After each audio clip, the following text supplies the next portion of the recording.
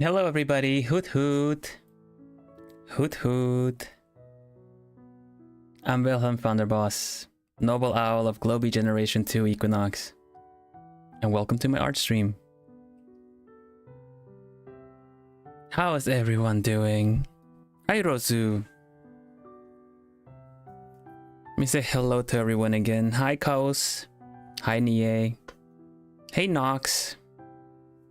And we have hello Rosu and Chubby, hello. Happy weekend everybody, how are you doing?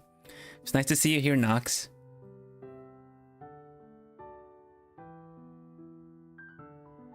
Hi. Hope everyone's off to a nice start of the weekend. That's some stuff I wanted to tell you today. I got to be a robot yesterday. With a little bit less out of context. Let's see. What's with the wrench emoji next to my name? Oh yeah, I put you as mod, as a standard moderator. It's usually something we do on YouTube for kind of like, you know, I don't know, other VTubers, other friends, like, you know, to friends, yeah. Ruffles your hair. It's already ruffled. Is it your doing every time? Yeah. Well, hey Ambrose is here too. Yes. We got to be at Offkai as little robots. Yeah, we were like piloting around, saying hi to people, meeting some people as well. It was really nice. And people dropped by and thought they said they liked my vibes and they were curious about me, and I just say hello and wish them a nice con. Yeah, we were rolling around. I got pushed around a little bit because it went faster. I specifically asked to be pushed around. Yeah, we got to be for a little bit each and check out the con, and it was really nice. Made me think of like, this is gonna be great, like when we get to be at cons and have our own booths and stuff, you know? Honestly, it's been a while since I've been to a con. And it's really nice. The environment, the ambience, everything. It was really cool to see it. There's so much blue. Yeah, there's so much blue. This happens when your friends drop by, I suppose. Hi Soup, how you doing? Gonna be clam this morning, thank you.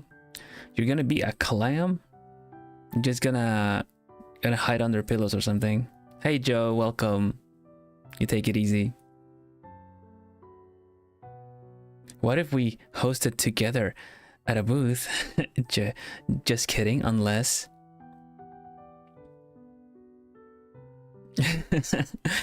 No, we definitely should. Everyone should know by now that Dango and I have the best bestie energy. The best bestie energy that you'll find this side of Globie. Still have awful internet, so most to be lurking. Okay, no worries. Speaking of, I need to have a look at something with my settings. No, it's alright, okay. The hootiest of hoots. Yeah, definitely. Just welcome everybody. I am gonna be drawing a little bit today. As usual, art streams for me is just like a just chatting stream. You just get a little bit of extra, visuals. I also noticed that I'm chopped, like, I'm a little shorter than I should be. Apologies for any unresolved scuff that I may have. There we go. I've covered a lot of things already, at least. There we go. Yeah, so let's just get to the drawing. We can keep talking, yeah? Vilhelm drawing ASMR stream, very true, very real. If it was a drawing ASMR stream, I would probably be talking more like this though.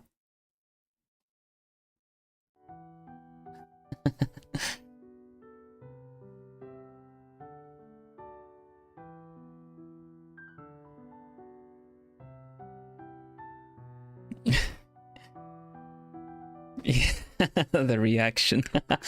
Hoot hoot Mary, hello. Thank you so much for the art, Mary. I don't know if you guys saw it, I retweeted it, but Mary drew me as Howl from Howl's Moving Castle. So now I'm I'm straight up owls moving castle.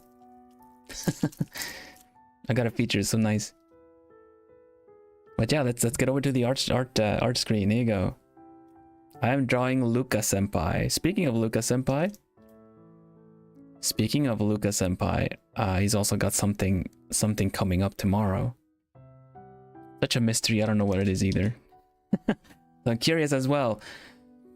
But I'm still gonna finish up Luca Senpai here. Okay, let's have a look. See, I want to find that owls moving castle. Really love that picture. That's so cool. Thank you so much, Miri. Miri Major.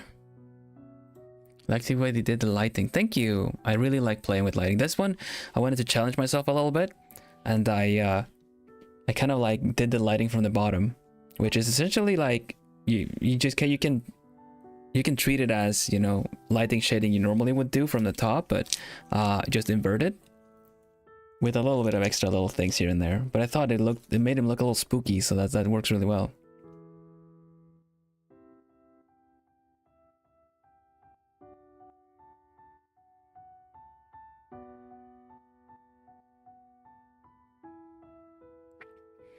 What if... What?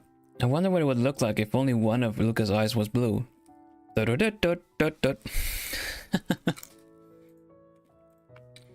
Speaking of light from below, check this out.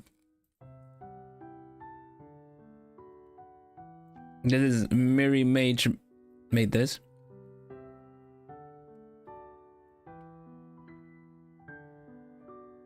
And it's beautiful.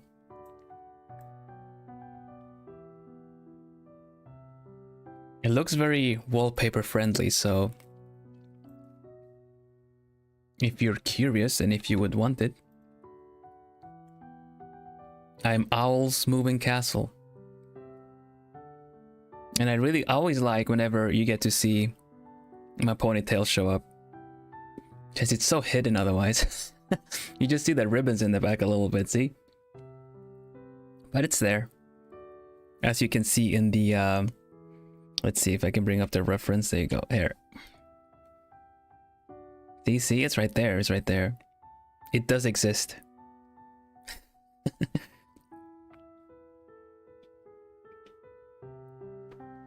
Hey, John Doe, welcome.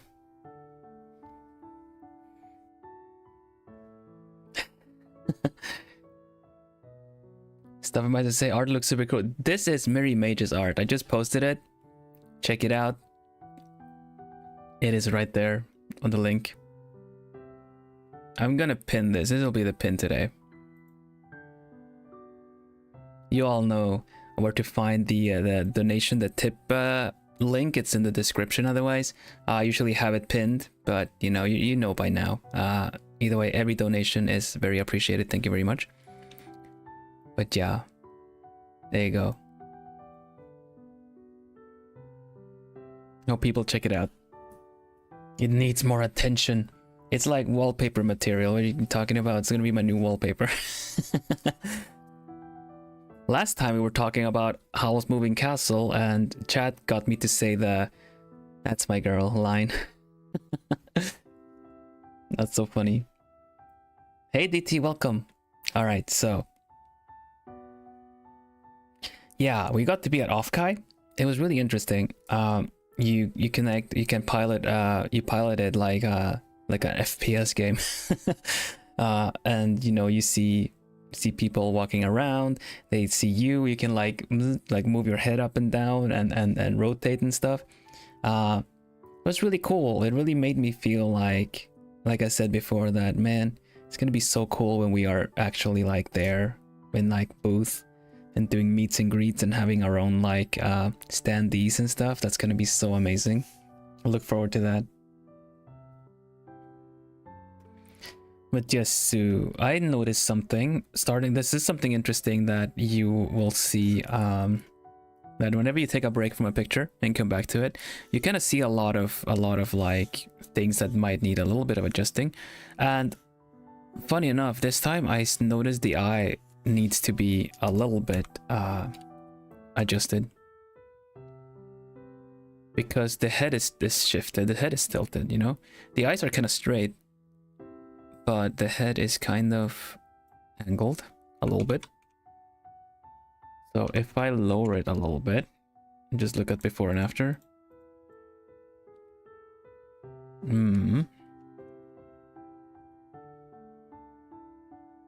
Reversed as well. Yeah, that works. And because everything is in one layer, I just gotta, like, you know, smoothen things out around this a little bit.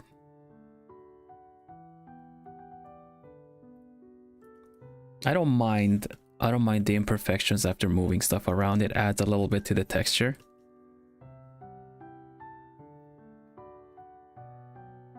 And I was thinking, like, you know, you're talking like about the coloring and everything, but I don't think it needs a lot of color. It already has a little bit.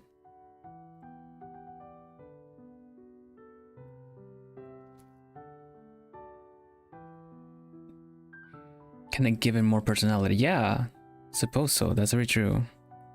So sometimes you when you take a break from a picture, you'll come back and see some stuff that might need a little bit of adjusting. It's kind of the effect some people might feel when they post a picture and then they end up hating it because you posted it a little bit prematurely, a little bit too fast. You got a bit excited to get it out there, and then you kind of notice some flaws later, you know, some flaws that didn't stick out while you were first working on it, because it's you're kind of staring yourself a little bit blind on the picture. Let's put some lo-fi on. I like this better.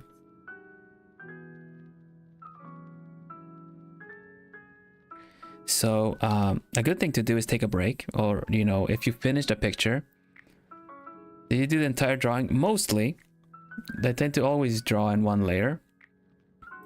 I will do a sketch and then kind of go in and do the just paint everything. Yeah, the hand was on its own layer too.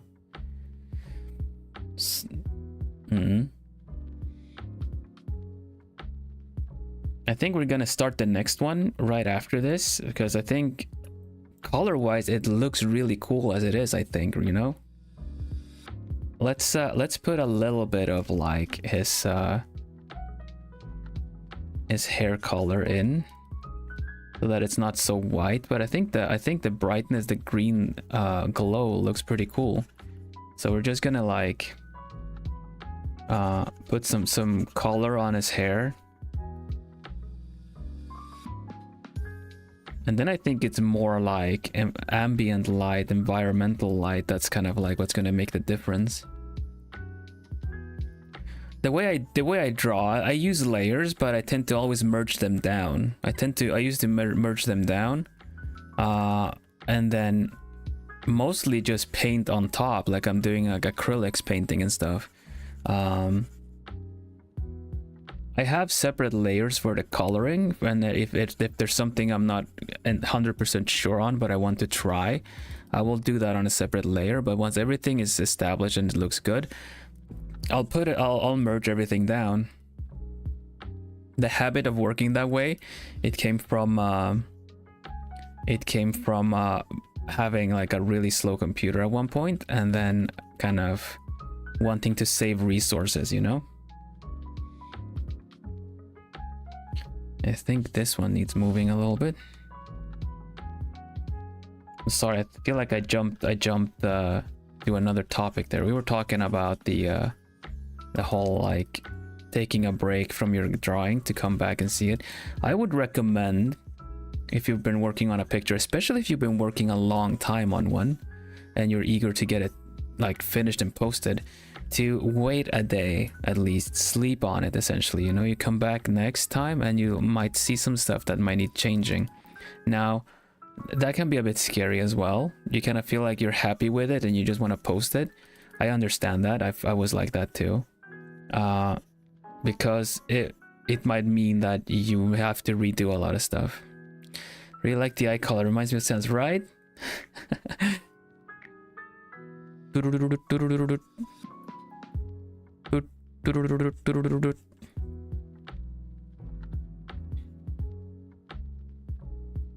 But it's pretty important because like the flaws are not gonna go away just because, you know, you wish them so.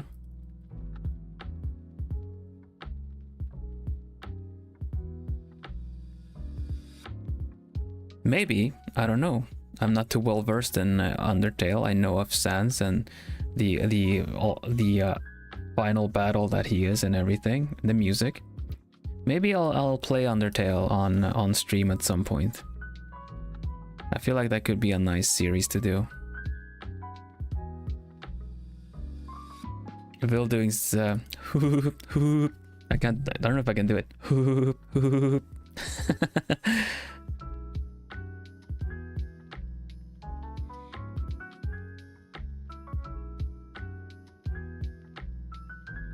I can't do like, I don't glow blue, but I got this.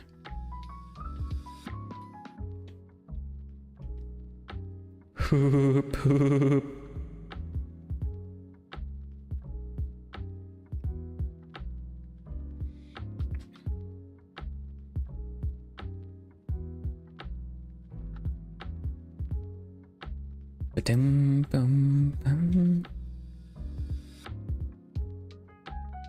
I wish I knew drawing. It seems so hard to learn. It very much depends on what you wanna draw. What do you want to learn to draw and stuff like that, you know? Drawing can have a lot of rules that will make it very tricky, very difficult. But you don't have to draw that way, you know? You don't have to work with a lot of realism if that's not your thing. There's a misconception that a good artist needs to be able to do all kinds of stuff. That may be true for some like concept designers and stuff. But art ultimately is supposed to be fun. Everything seems hard unless you try it, yeah. The thing is, like, if you go in with expecting a lot of results from the get-go,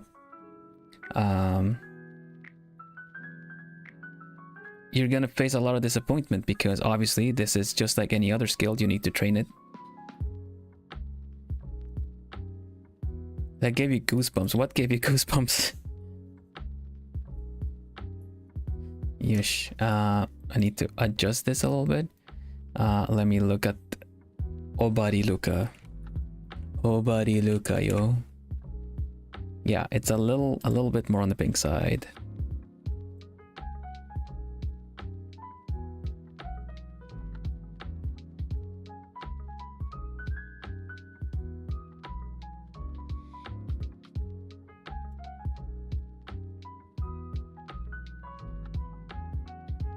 Something like that.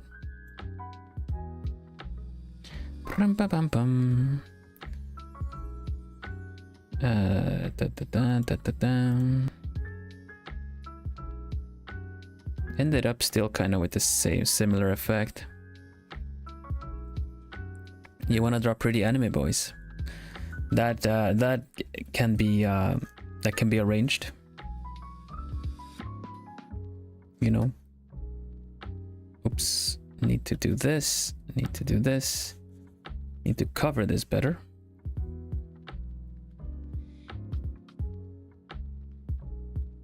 Republican Star Destroyers. Yeah, you can learn to draw all this stuff. I knew an artist that was very good at drawing spacecrafts and would get commissions and contracts based on just doing spacecrafts and tanks.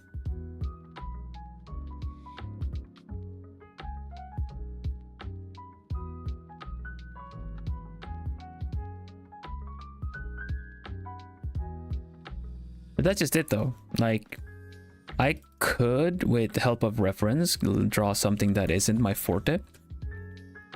But like for streams and stuff, I stick to my forte. I stick to what I like to do.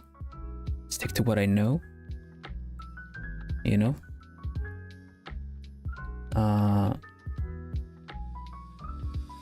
But yeah, anything kind of humanoid will be a little trickier to get into. Of course, it looks a bit tricky. But it's possible. It's very doable. There are a lot of tutorials. There's a lot of like books one can read to learn how to draw stuff. You can just learn by just doing it too, kind of like, you know, practicing copying. This isn't my forte. This is portraits are, but I can draw things that aren't.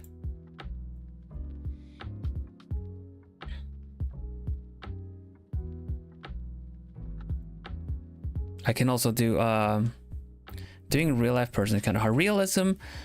I kind of learned with realism initially, right? That's why I like to bring some of that in when it comes to light and stuff. Now, I always say don't aim for realism if you're doing stylized stuff. Aim for believability, because there's a lot with this lighting that is wrong. There's a lot of stuff with this, like the positioning of the light and everything and all that stuff. It just doesn't. It's not just not correct, straight up. But it looks good, so it doesn't have to be correct. Doesn't have to be correct to be nice.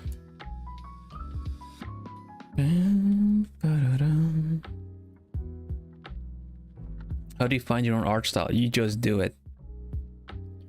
I was looking for my art style, and funny enough, I didn't find it until I stopped looking. Does that make sense? I was obsessed, like many artists, to be like, I need to find my style. I need to find my style.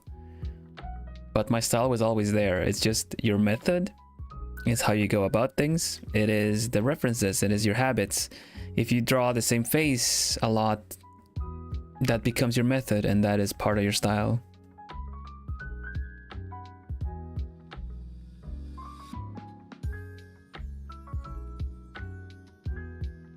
Haven't drawn a bit because art block, but seriously want to draw your model. That's awesome. You don't remember, you don't have to draw the feathers. The reference is posted without the feathers too, because like drawing the feathers can be a bit tricky. But I'll show you what a sketch looks like and how I would work from start working from the sketch onward too. Just a mo. Just gonna put a bit of color there. Okay, so what does Obari Luca have? Luca has a star. It is not a square. I got that one wrong. We are just gonna draw on top of things now. Everything can be seen as one layer. This is fine. Looking for the references. Check my Twitter. Check my schedule. And I posted the references as a comment under the schedule. It's pinned. Okay, let's get this star looking right.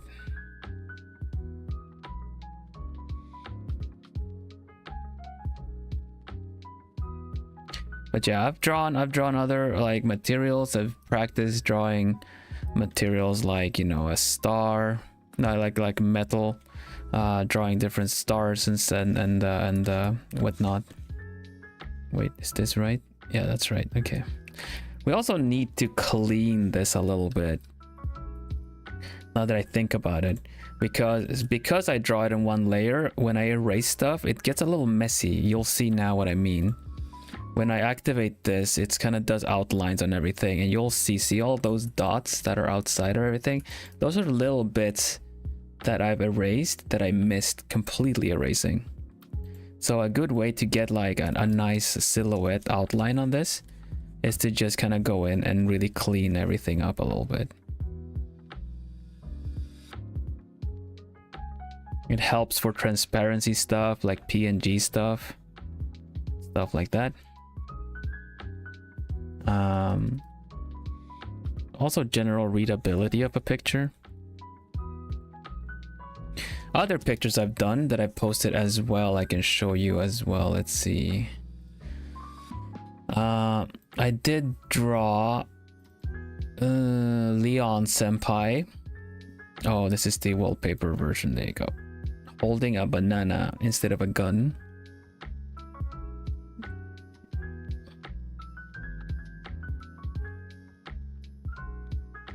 Hey Celine, welcome.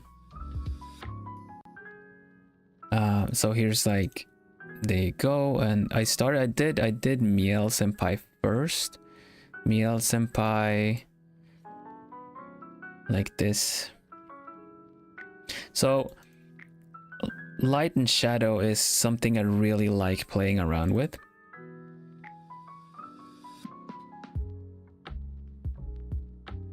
Hello Citrina, welcome. I like to create ambience in a portrait.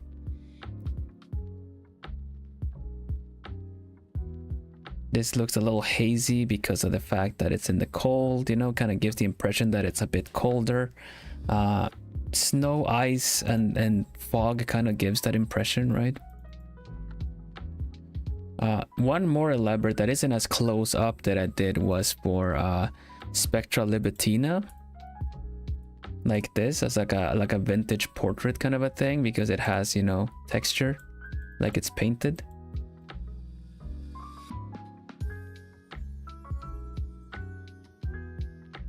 Everyone's honorary Kohai.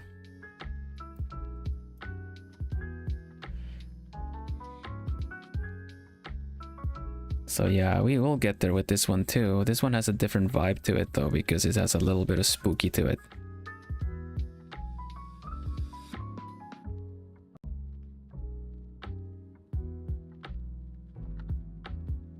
What kind of stuff do you like to see? What kind of stuff do you like to draw?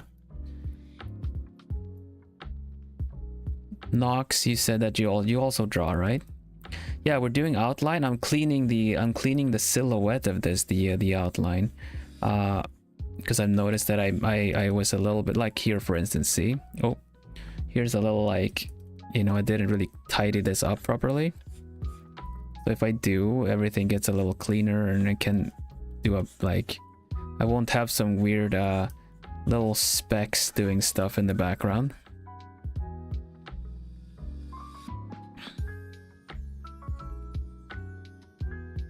Now, I would say I'm better at drawing like femme characters.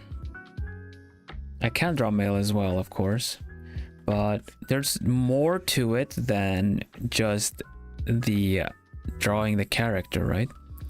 Now, I'm not too big on the lewd stuff. I don't care much for it. I feel like it's very superficial. I always find a character more interesting when there's, you know, there's a story behind the picture and it's not just for fan service. But you know, people that draw that kind of stuff will focus on delivering that kind of fan service. So that is also a direction to go. I like to, even though it's a portrait, I don't care and it's necessarily to have a picture of a character just looking at you and smiling like a passport photo. I kind of want to put a little bit of feeling in it, be it like gentleness, something soft. At this point, it's kind of like Luca gets a little bit of horror aspect from the lighting. Because my senpai Luca, he's very much into horror movies and games and stuff. I felt like that would suit him better if I also gave him a little bit of a spooky effect. There we go. It's a little cleaner.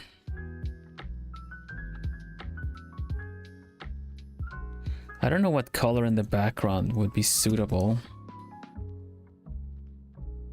I almost feel like there should be like some kind of glitch effect on him too, you know what I mean?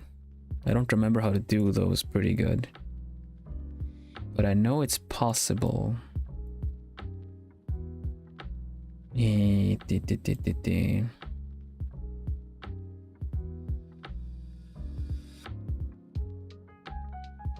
Actually, I should try using a gradient map on this first.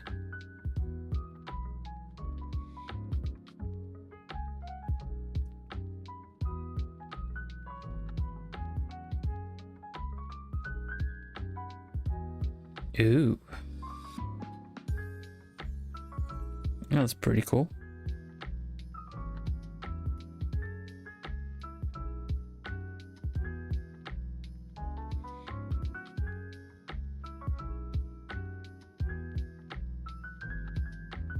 I don't know what color would work for him. Let's try to find a color.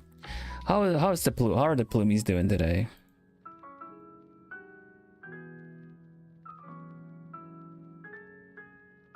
I met some people yesterday. Oh, that's actually pretty good. I met some people yesterday that were saying that they clicked my QR code, they subscribed, so maybe they'll show up and chat after the event is done and stuff, you know? That'd be cool. Some new plumies that I met in person, technically. That's pretty cool.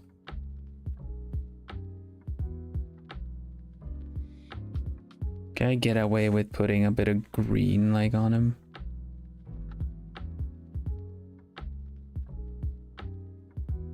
Need coffee? Get some coffee. No, this is like opposite colors. I don't think it's nice. Let's just do that. A little bit of like cherry red color.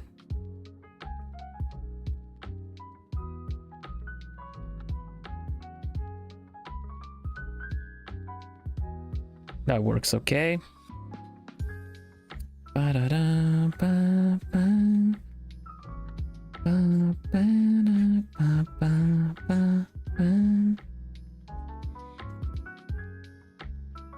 think it's already pretty interesting. Let's fix up that star we were talking about before.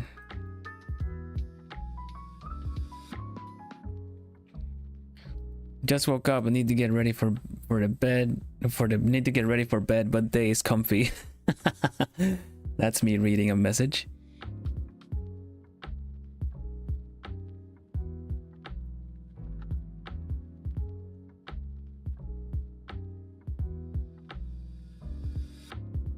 I get that. I hope your day goes well.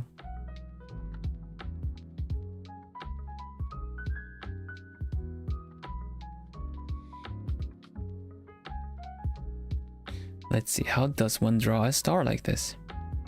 I believe you do it like this.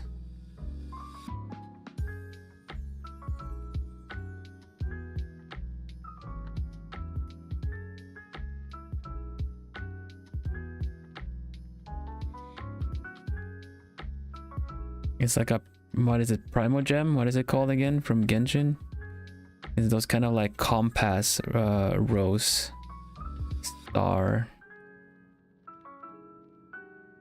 I really like them, but they're tricky to get the whole metallic glossiness in on them. Day 2 out of 3. Boom! Dawn of the final day. You got this. Hang in there, Citri. It'll be okay.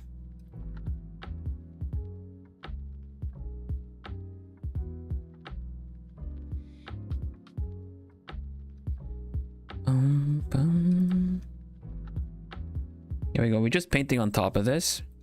So I'm also painting onto the skin in the back. That's why it's important that everything has been established before I start like going in and sorting out the details. Now this is nice and all. Well, let's give it like a bit of like a glow to it too, because it's a bit bland. If we do it like, no, that's a bit too much. Too much.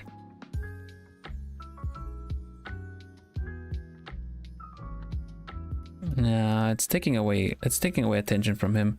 I think I would rather just leave it as is, honestly. Taking a bit of attention away. We just gotta do the shading behind it all. And just leave it there, I think. Alright. Also love the way you did Lucas' hair. Thank you. I hope he likes it too. He's got a surprise for us all tomorrow. It's gonna be interesting to see what he's cooked up.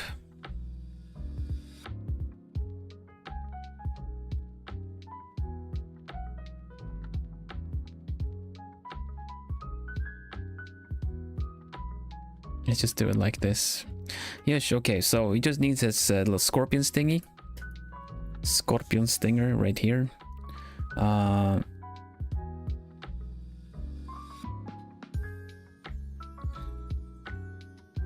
And then it's like we're home free. We just do a little bit of extra touching up so we can go on to the next portrait.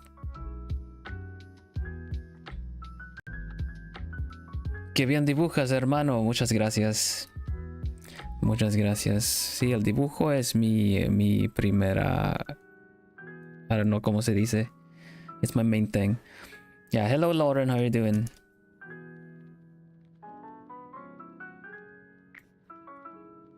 I was saying in Spanish that art is like my main thing.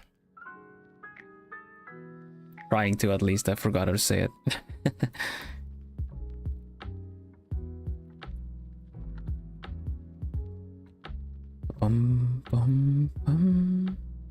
Es lo mío. Yeah, I guess so. That's my thing.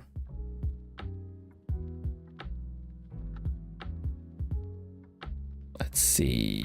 He's got like a heart shaped into scorpion tail stinger thing. The one thing I like about having a more like painterly style is that you can get away with making it a little messy and then kind of touching it up after. Now it could be depending on the artist, right? Because there are multiple ways of approaching something. If you do line art and you work like, and that's you're comfortable with it, you would be able to do these details much faster, I think. But it's just different approaches. You still end up with a nice looking part of the painting. But I do it painterly. It gives a nice effect of you know, like it could be on a canvas or something.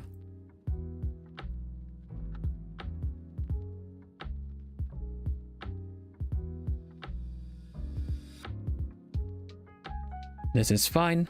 Can leave it like that. I just don't fully understand what I am looking at. Let me take a closer look. Okay. No, I completely misunderstood that. This is why it's good for us all to provide references, so that anyone that would like to draw is able to can just do so without suddenly getting like insecure about what's going on here, what is happening with their hair, what does their hair actually look like.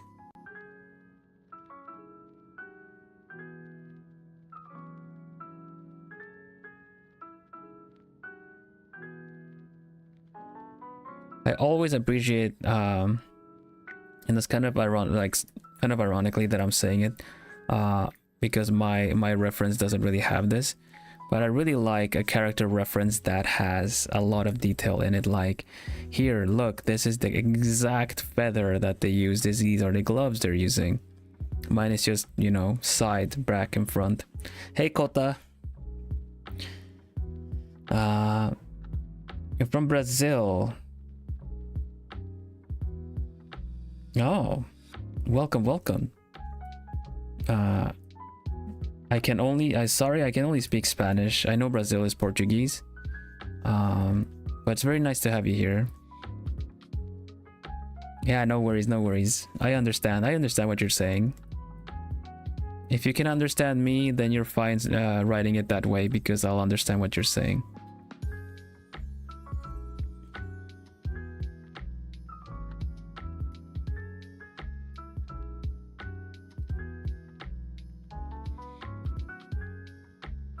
Brazil mentioned.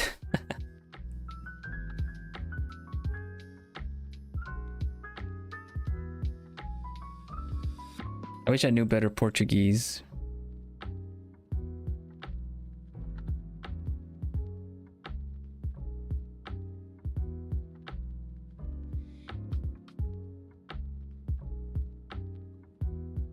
Oh man, I was actually clever about this. Oh my god.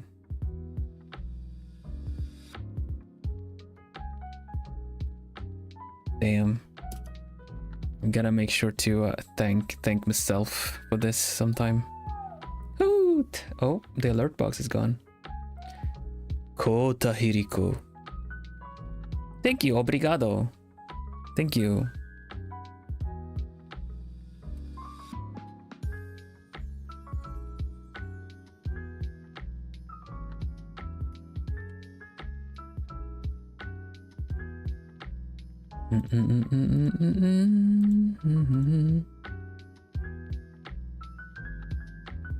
There we go. Well, I feel like this one generally is done. I don't need to do some touching up. Oh, actually, he actually has colored nails. We need to do that. This is not acceptable otherwise. Get those nails colored. It needs to be a different green, but yeah.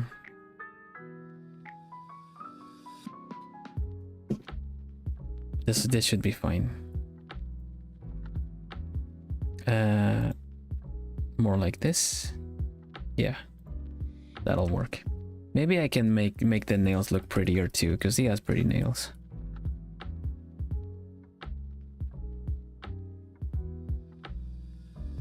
It's Luca and it's Kohaku that have best looking nails among the guys. For sure. I might too, you know. You don't know me because I'm wearing gloves.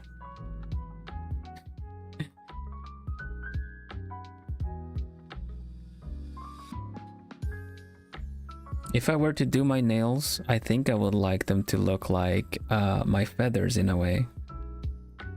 You know what I mean? The little like pattern from the feathers. I think that would be pretty cool.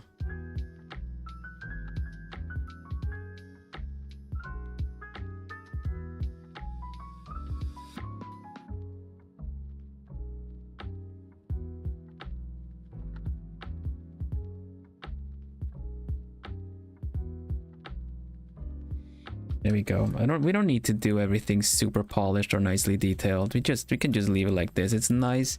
It's got the whole effect in already. Light from the bottom. And I'll fix some like post effect in as well. But I think it looks really cool. I wonder if we can even add a little bit more glow on his eyes. Just a little bit. Very glowy, very nice.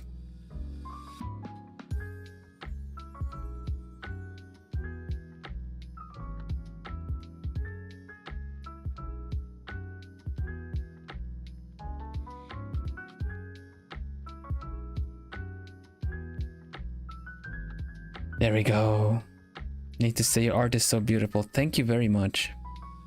I've drawn some of my other genmates and senpai. I've actually drawn my senpai here as well. He's very cool and funny guy, so since he's a monkey, I figured, and he plays FPS, I'll draw him with a banana gun instead. That was a suggestion from chat too.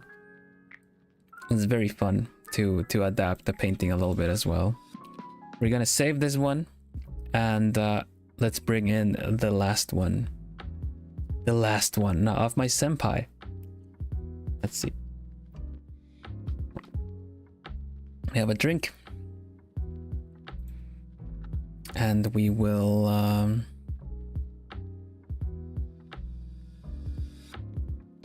open the file up. This is Taring Hu.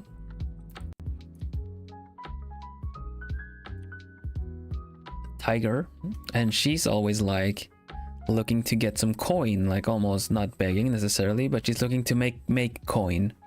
So this one I figured I would draw her like, here, please give me a coin, you know? So here you have the sketch.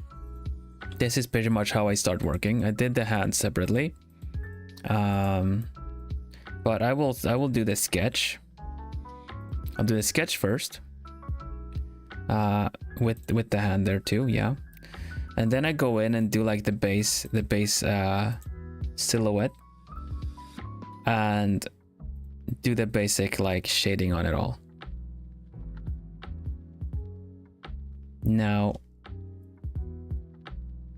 the shading is a little bit off here and there, Like there needs to be a little bit more like shading here. And a bit of here too. But there's some fluff happening stuff in the hair as well. So we're just gonna go in and start working on this one. Just merge everything.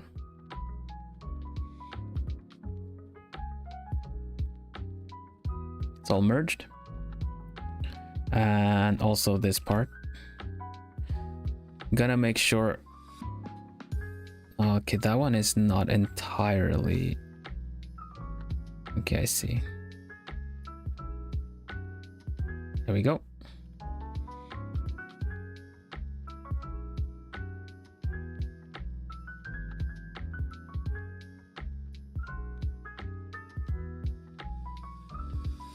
And I guess we should start with the eyes. Having the eyes somewhat rendered makes the rest of the grayscale bit really interesting to look at, I think. I need to bring up the reference. I've drawn Who Senpai before.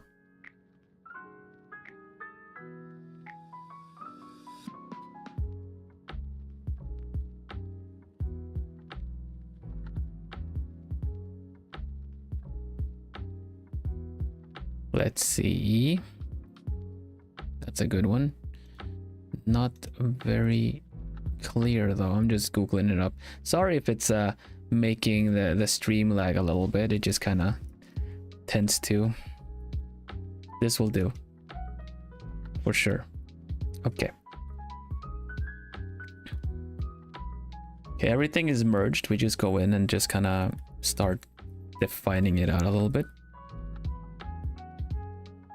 The lighting in this one is nothing special. We are just gonna be working with top-down lighting kind of from here. Let's mark it out for the sake of it. Lighting here ish from the front.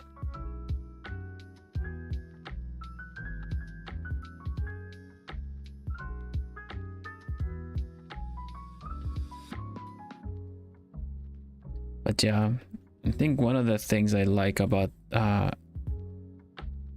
Taring Senpai's design is definitely her eyes. They're golden. They're a golden color, so they kind of stick out a little bit.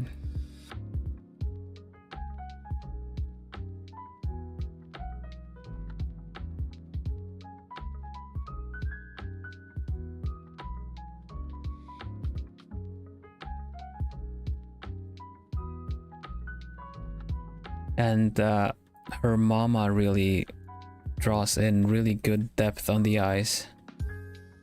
We're gonna try to get that going too.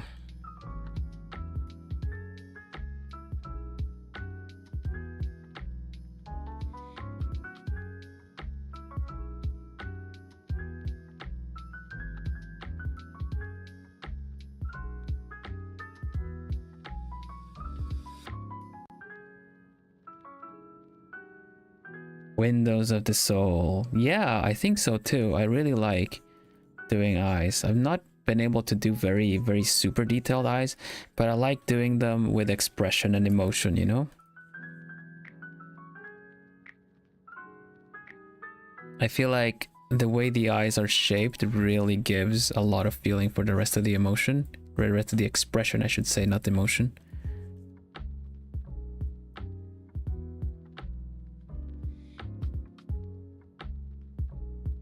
So we're just gonna try a little bit here and there.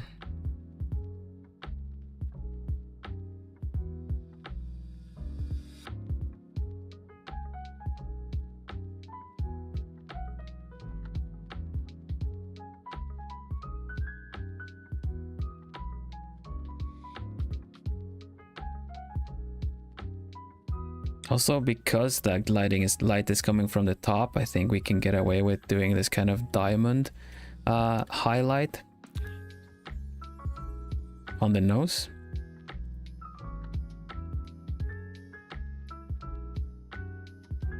Yeah, the eye is already looking nicer. Just cleaning it up a little bit already adds a bit.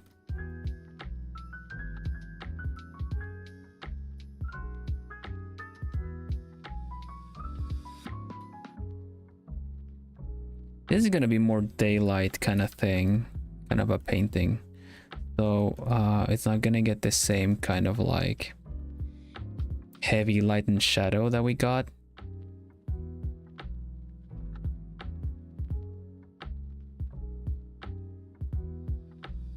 But I really like doing a lot of light and shadow on the paintings.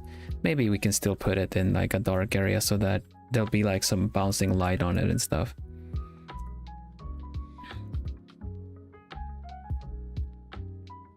Maybe a little bit on the cheek.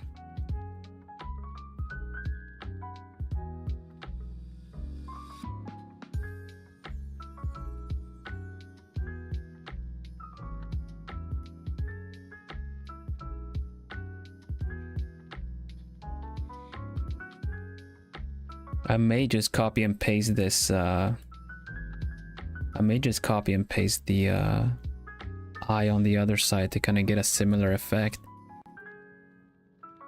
Otherwise, I'd be tempted to make her wink because sometimes it's tricky to get the same eyes on each side. I'm an artist too, but my art skills is the same as your English skills. Don't sell yourself too short. We all have been in the learning curve of things. The important thing is to keep doing it because you like it, you know? Took a while for me to figure out and realize kind of what my stuff, what I liked. I always kept drawing, but results were buried, you know, and it got a bit frustrating at times. I tried to do everything that people were saying that you should do, but I was just not good at line art. It would take me a long time. I would try to do things just like every other, like other people did, and I just wouldn't get the same results. But then at some point I just tried something else and it's really worked for me.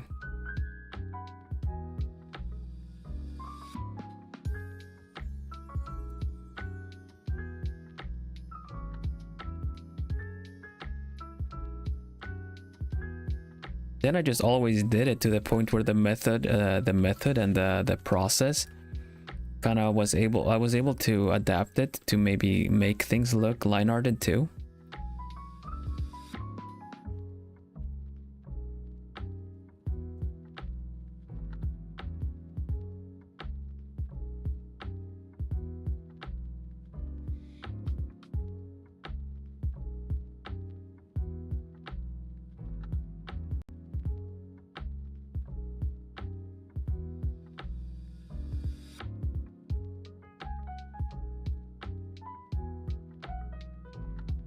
Nah, the eyes look alright.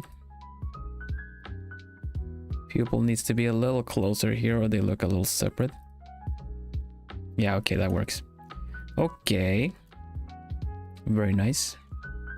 Also, if you have any art related questions and stuff, feel free to ask them. I like to show examples and teach if I can. If anyone has anything like how would you do this or how would you approach this and that. The very satisfactory to see you drawing. Thank you.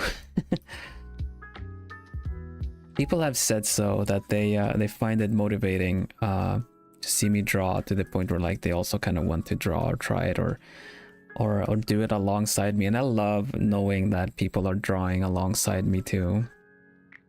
I know exactly what you mean. I would also like having artists on whenever I'm drawing anything.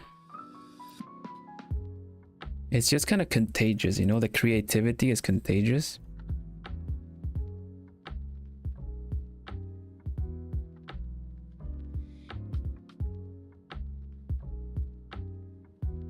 And you kind of help you boost each other. We can all boost each other in creativity.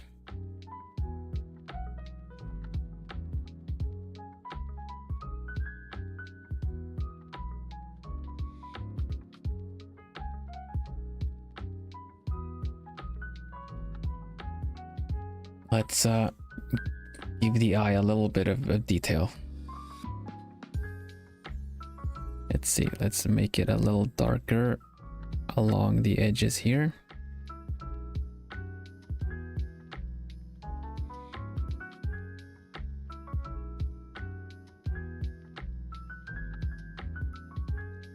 And or some highlights maybe. We go a little high first. Something more like there. How important is the mirroring thing? Very mirroring. Very important actually, because I predominantly will, like, if I am right-handed, everything I draw will have a kind of natural slant and droop towards the right. So when you mirror, you kind of see some mistakes because your brain is kind of thinking in a specific kind of like angle and arc.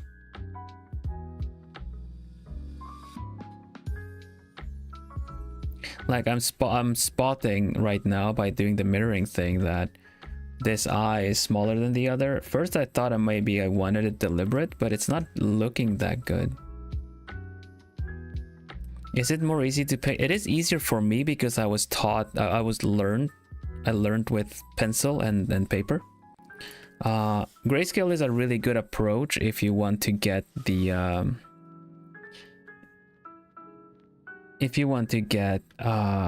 the lights and shades of something down right. But I would say it's way more important to consider grayscale if you paint rather than draw, if that makes sense.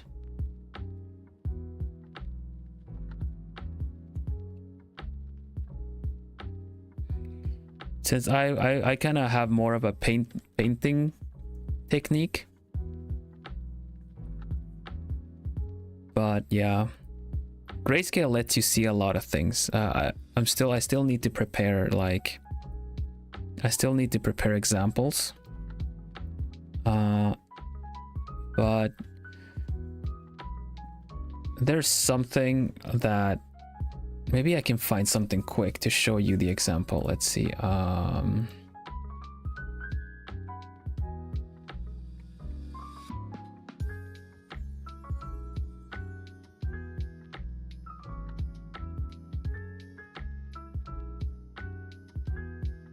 Can't just grab and show anything like this either.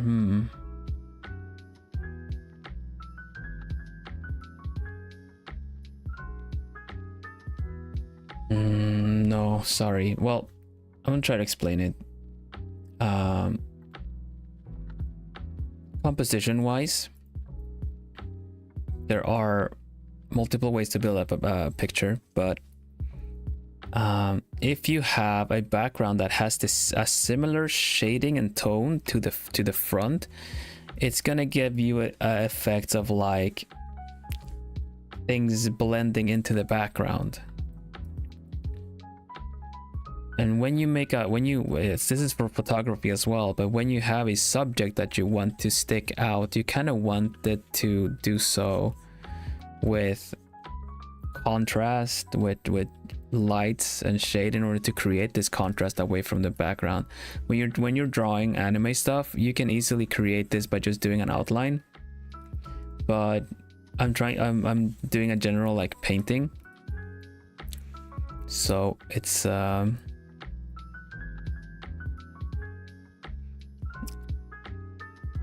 let's see, it's a compositional thing to make sure that the colors, like, you don't have, if it's something that's supposed to be in the background far back, the colors need to not be brighter than the foreground.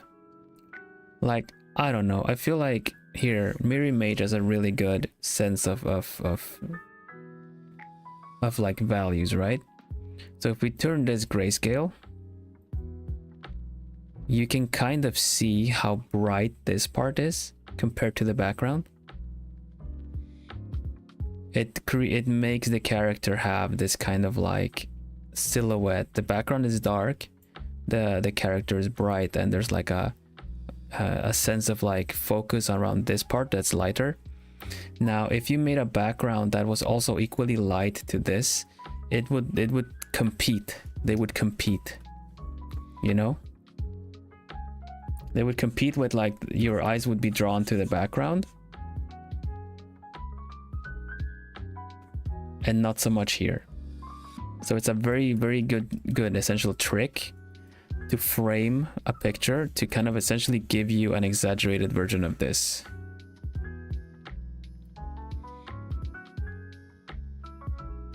There you go.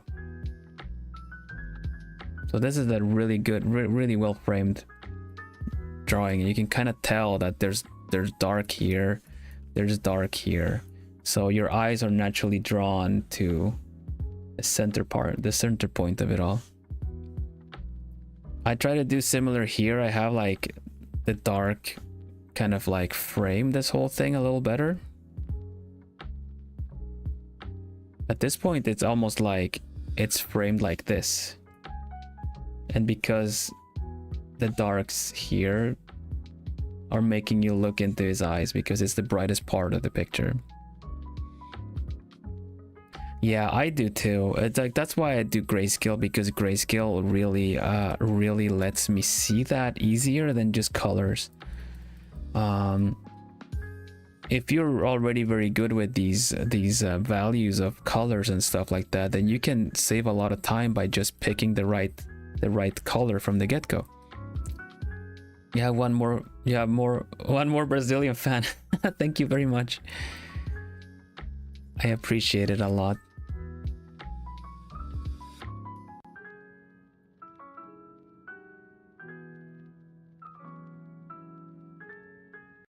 It's very nice.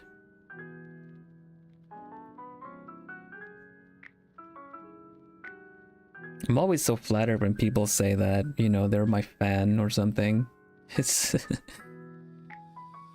I know you, my plumies are my fans. Everyone's so sweet. I put a gray filter on my drawing just like you did to check my values. That's a really good way of doing it.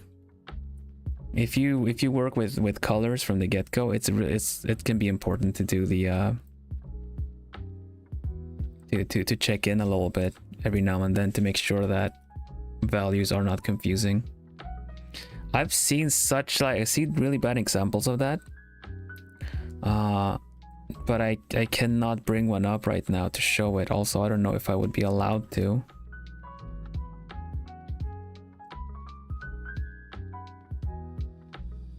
But no, I'll see if I can find some stuff.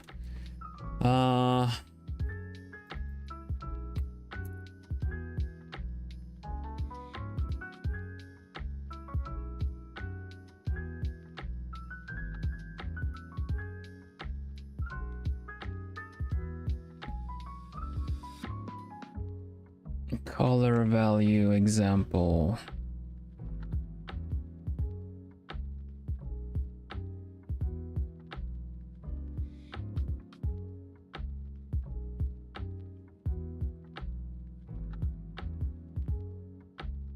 Not entirely sure where. Yeah, okay. Oh.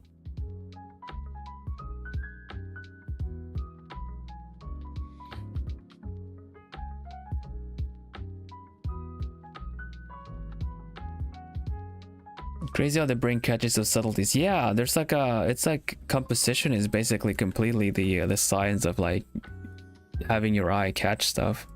I had one with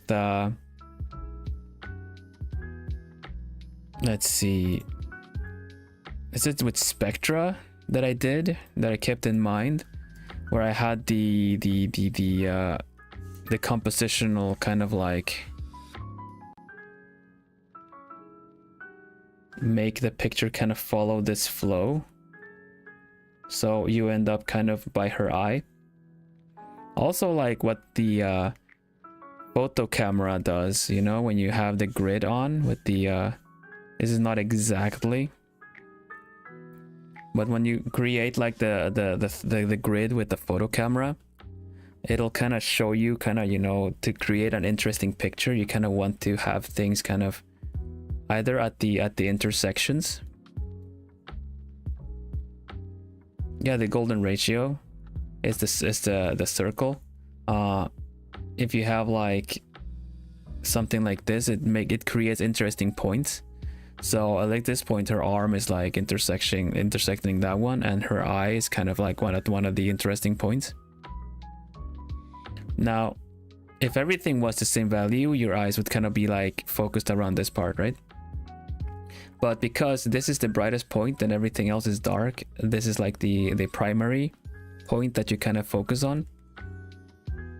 At least like where your eyes are drawn, and then there's probably other places your eyes are drawn in the picture once you realize.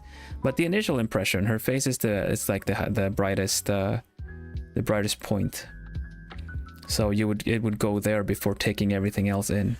Now the pictures that don't have good like values and composition, your eyes will be a little bit confused. You'll still see it at the end of it all. Like, you know, oh yeah, okay, there's a background there and there's things happening in the background, but initially your eyes are going to be a little bit like, what the heck am I looking at? You know, and you kind of don't want that as an artist, that when you're drawing something, when you're trying to present a picture, you don't want people to have to think about what they're looking for or at or why. That's why composition is so important. It's really good, like when if you gotten like comfortable with how you're drawing and stuff like that, to also look into photography theory with things like composition.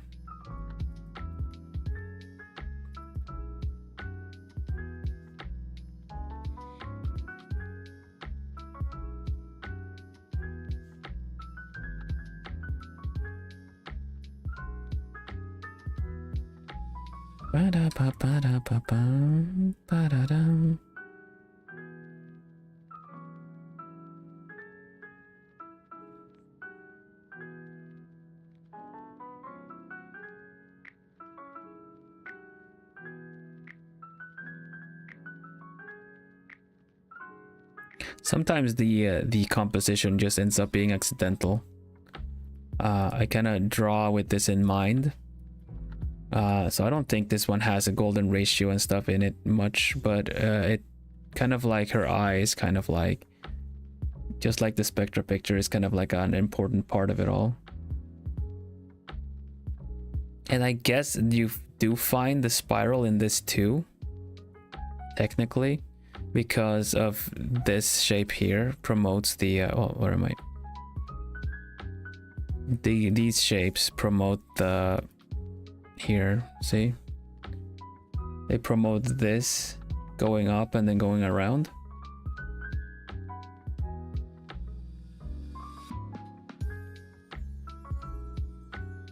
Ultimately I want the hand loops it, yeah, it does. And then the I want the focus to be here, the eye closest to you.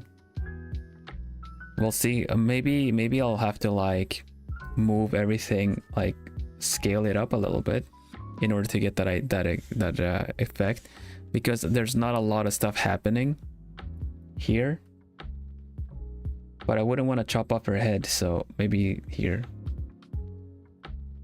This is the good stuff. The good thing about digital art is that you can just, you know, sort that stuff out later on.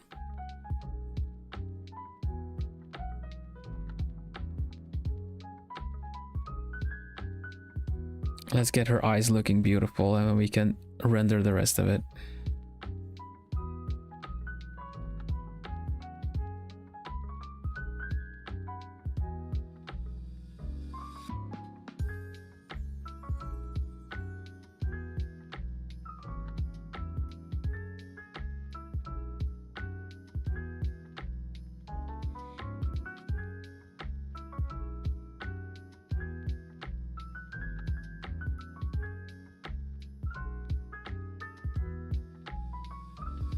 Okay.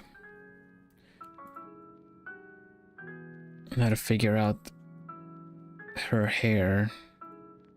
Good thing who senpai puts up a lot of like daily greeting pictures, close-ups of her face.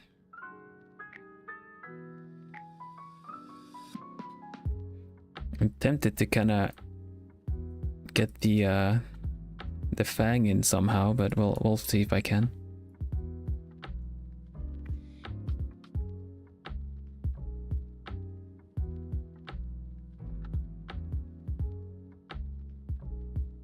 But yes, composition is very like it's important. It's a good tool to use when you're making like a bigger picture too, especially with like background or multiple characters. It'll help you. There are tools you can use in order to support your drawing for people to notice certain characters sooner than others. Like you can have characters in the foreground. Like let's have an example. You can have like characters in a picture.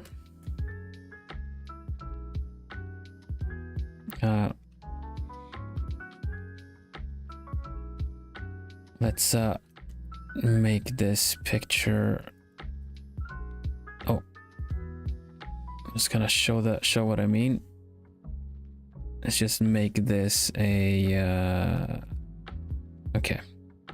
Now you can have like a big character here. Oops. You can have someone be straight up standing really close to like you. And then you can have like someone in the far back. Let's hunch them over by like a log and like a fire or something. But you would think that because this is drawn the way it does, right?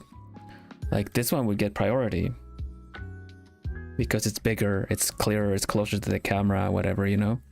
Like that's do their faces like the face looking like this. But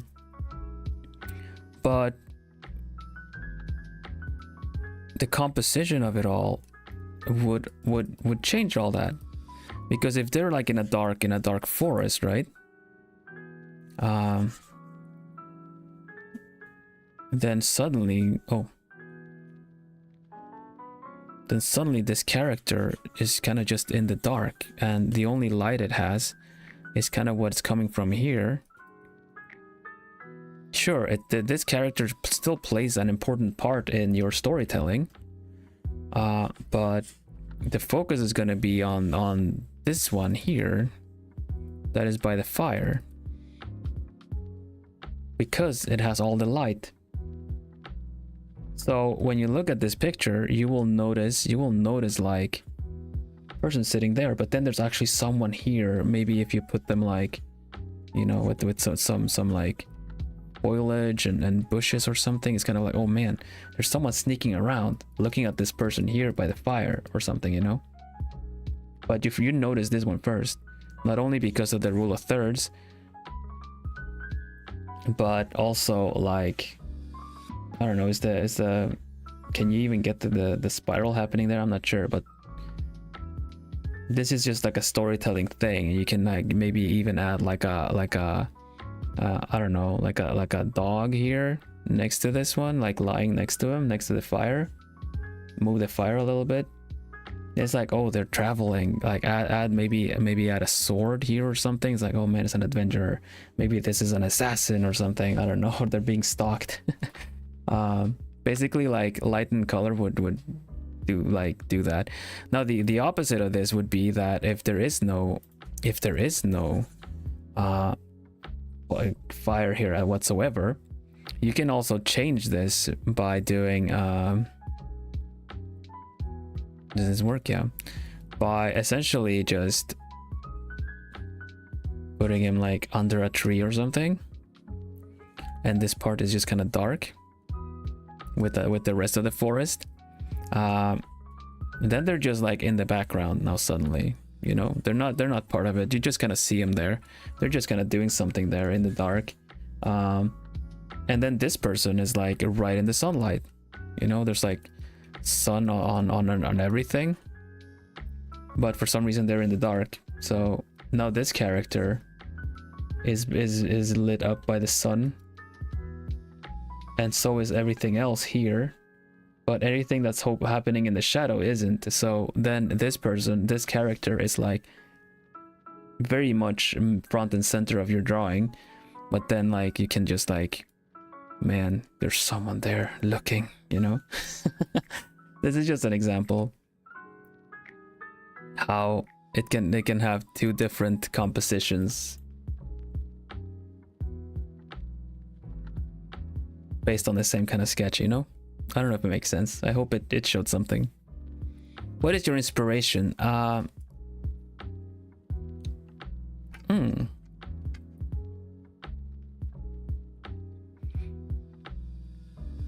like drawing. Inspiration can be music, inspiration can be other characters, inspiration can be design that I really like. I've also done a lot of work based off of motivation.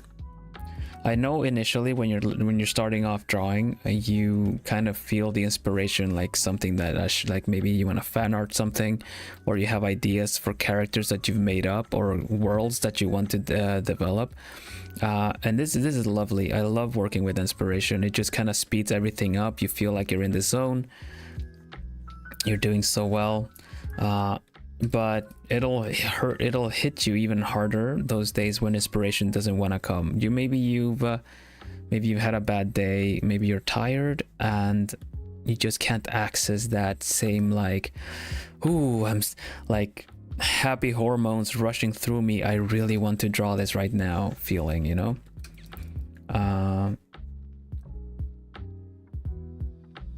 Those times you could still get to drawing maybe, but you would have to resort a little bit more to motivation as to why you would draw the thing.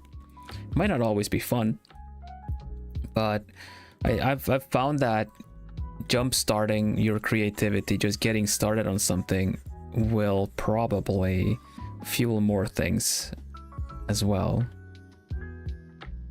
But sometimes it just doesn't want to work out.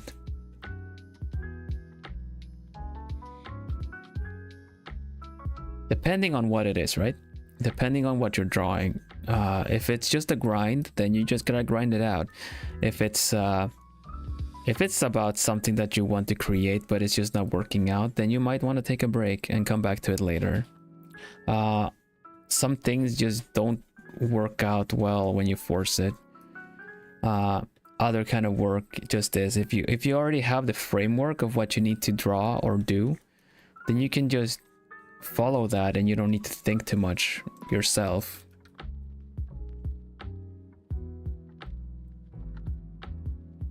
Like, I don't know, if you're drawing objects or something, if you're drawing items, objects, it might not be fun because you've drawn 20 of them, but you know how to do it by now, so you can just do a 21st and a 22nd.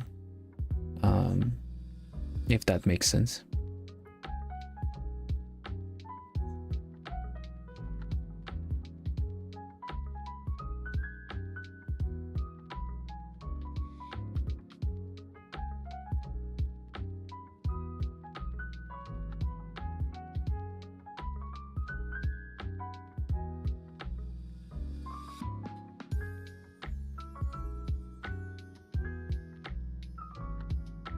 Do you have any references for your hair at different views? I'm having I do have a lot of like pictures that I posted myself. Would you like, how about this? You can take a screenshot if I do this. Would you like to take screenshots? I don't really know how well to offer otherwise.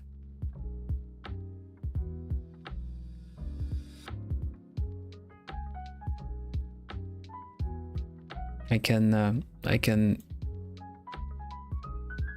you can just take screenshots either on that'll work. Okay, is this good? Do you like me more like this?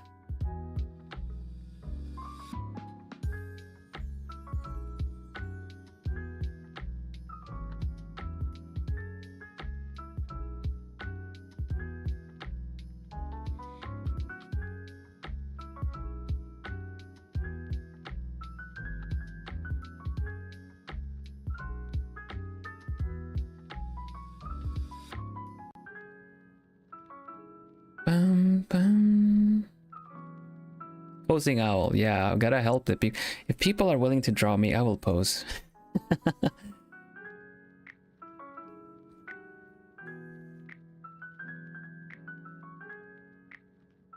The synchronized software, huh? I don't think I've written it anywhere.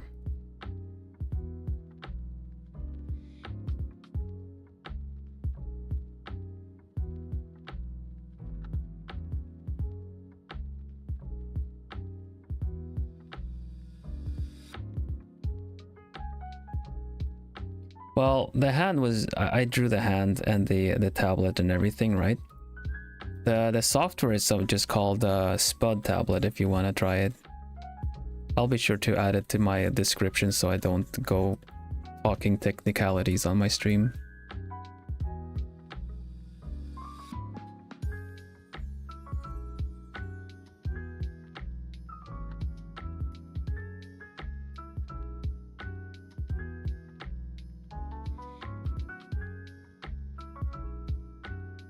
Yeah, I know, but it's immersion breaking.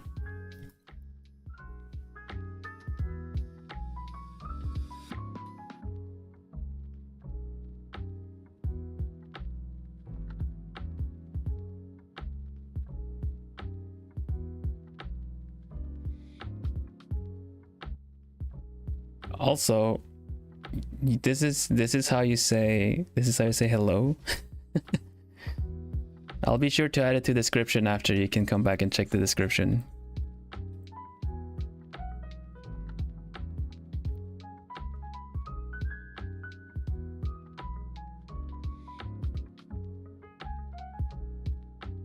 Oh, thank you.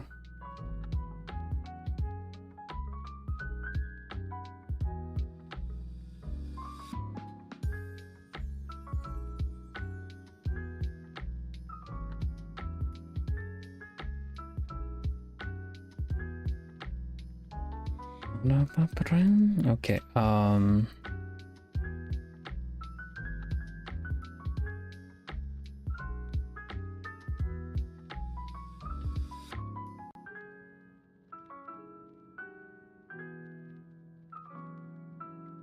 oh yeah, no thank you. I've worked pretty hard to get it this way.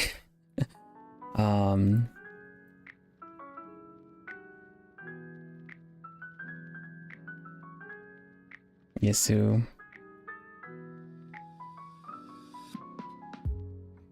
No, I get the curiosity. I would, I feel like it's better if I have it in the description as well.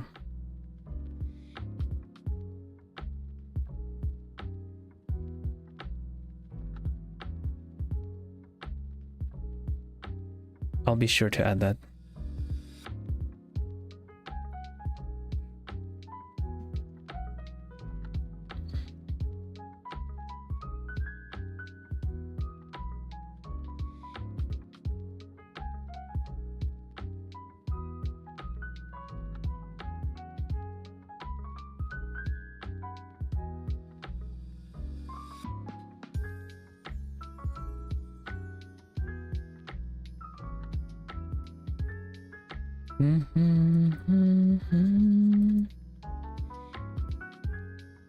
It's nice that it caught it's nice that it caught some people's eyes that the setup is unique.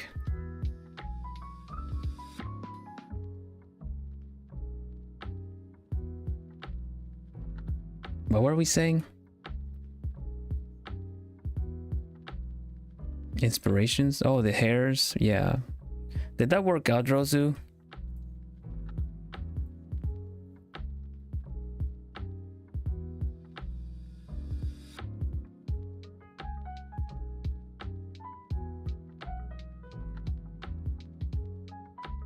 Oh, thank you, thank you.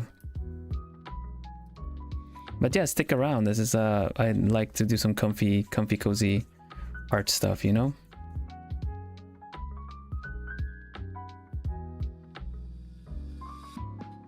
It keeps artifacting it, really? Oh, maybe. Oh, that's so frustrating though.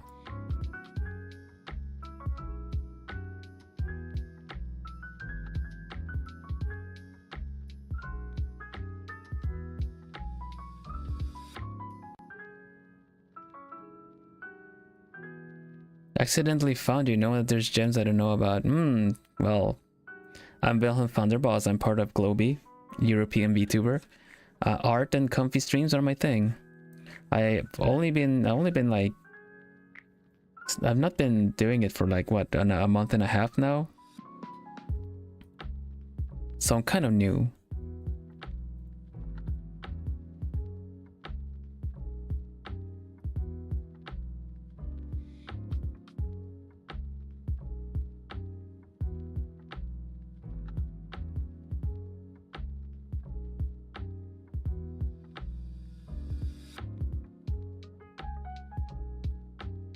Globie is full of gems, yeah, right? I think so too. It's a lot of nice, brilliant, entertaining, and creative people in Globie. It's quite an honor to be part of it, I feel. Yeah, I haven't been doing it for more than a month or so. Any advice to grow your audience? Know your audience, I suppose. I don't know. Keep doing it.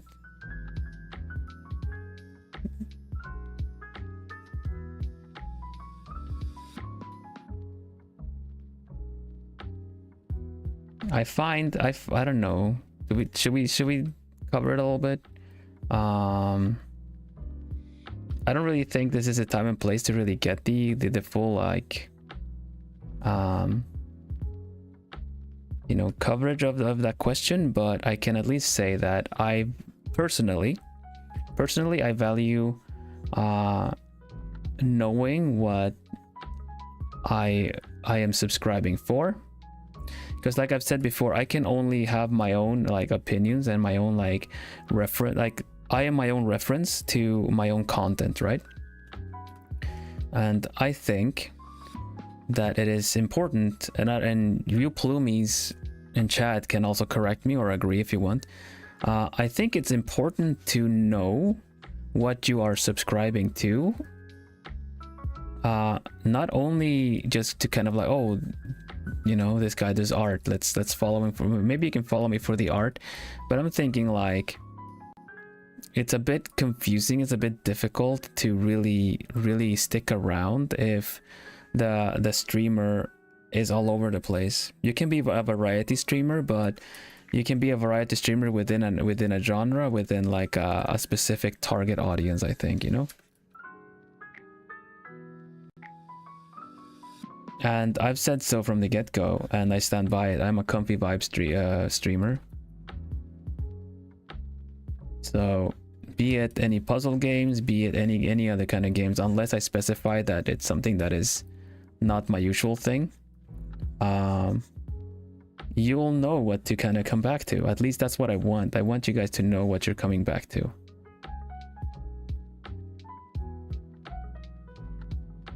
Speaking of that, by the way, we have I have a schedule kind of generally drafted out.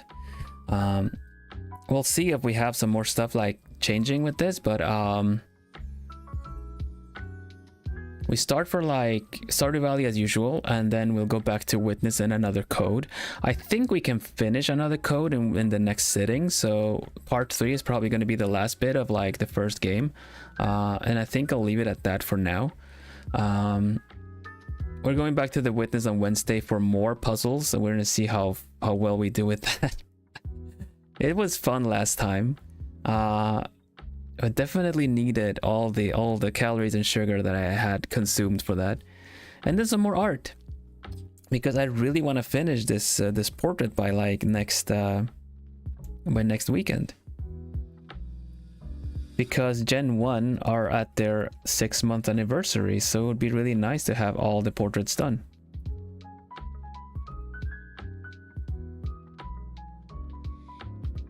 Aside from fishing in Stardew is nice. Yeah, I think so too. I don't remember what we're doing in Stardew. Oh yeah, we're getting chickens.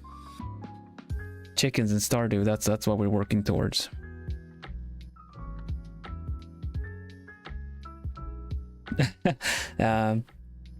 Hold up, I don't know what I subbed to, but I love what I saw. Yeah, that's a good first impression. I just feel like you can catch eyes with a first impression with a nice visuals and stuff.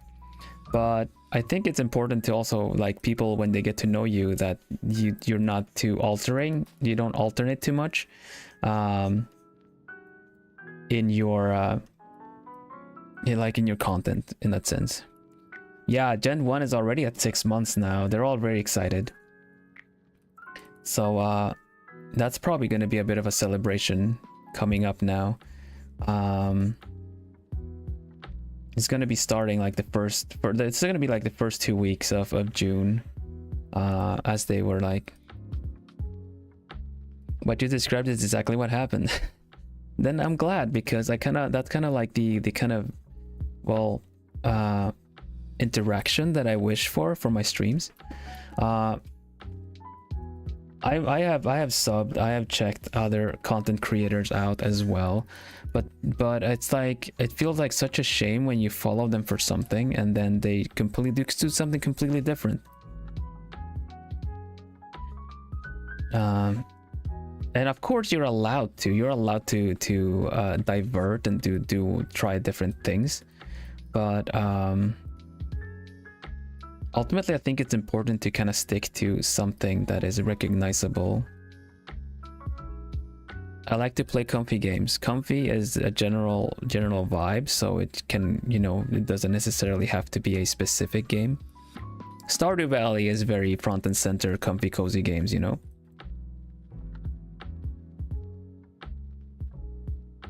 But I also do art. This is so beautiful, creative, and chill. I'm gonna go sub. Thank you very much for that. Yeah, chill vibes for sure. I'm comfortable doing portraits, like, and talking while I'm drawing too. So I think that works out pretty good.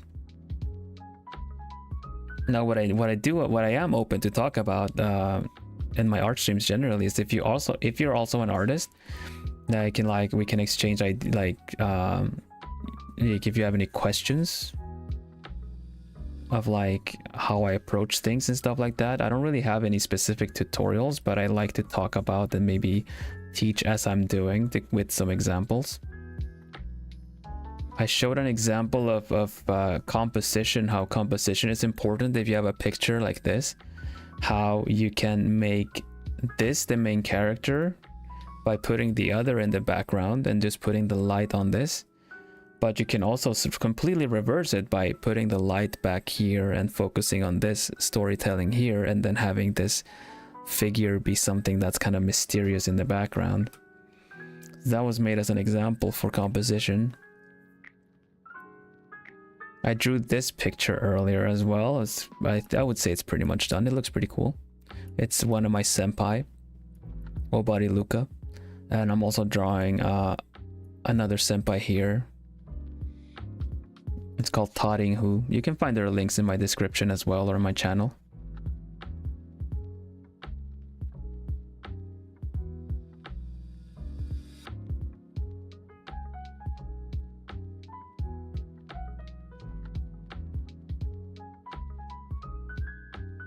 Notice me senpai. Yeah, that's funny, isn't it? They have noticed me. They're very lovely. These senpai, they're part of Globie as well, and I interact with them quite often. But that was my first series of portraits that I wanted to do, was just to draw all my senpai. And then afterwards we're going to be drawing a little other stuff. Hi Choco, welcome. How are you enjoying the con?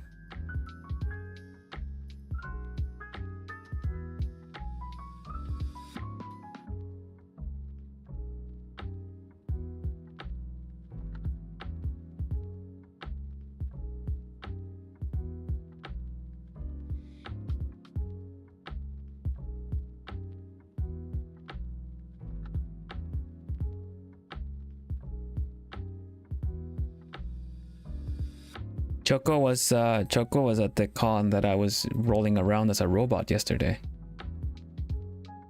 It was brief, but it looked like it was a very nice, nice vibes in general.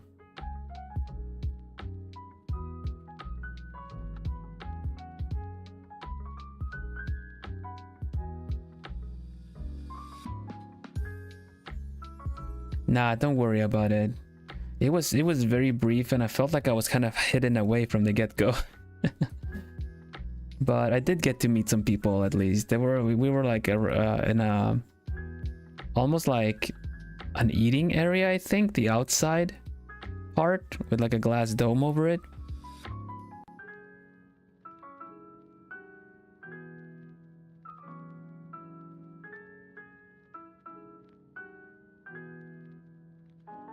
But I think it would have been tricky anyway. Because the connection was a little so-so. I might not have been able to see you properly. But no worries. I hope you're having a good time. Fun but exhausting. I heard it was really warm. Yeah, Octavia. I left them at this.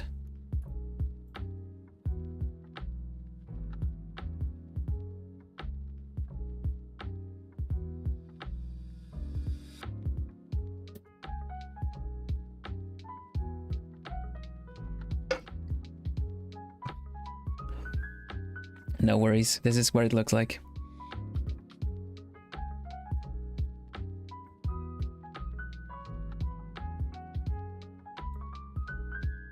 Yeah, the area where it's more of a hangout. Yeah, I was trying to look around, but the video quality was a little fuzzy, so I couldn't really make a lot of sense of it. And only when I parked, when I just stood still, I could see a little bit more of what was going on around me.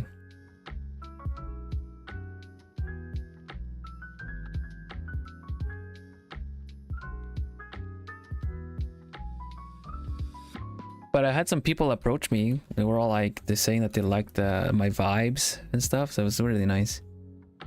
It made me happy. Also made me really happy to see the whole con setting again. And excited to, you know, get to be featured at a con just like the other people with their, what's it called? With the, with their standees and stuff, you know? I'm excited for that.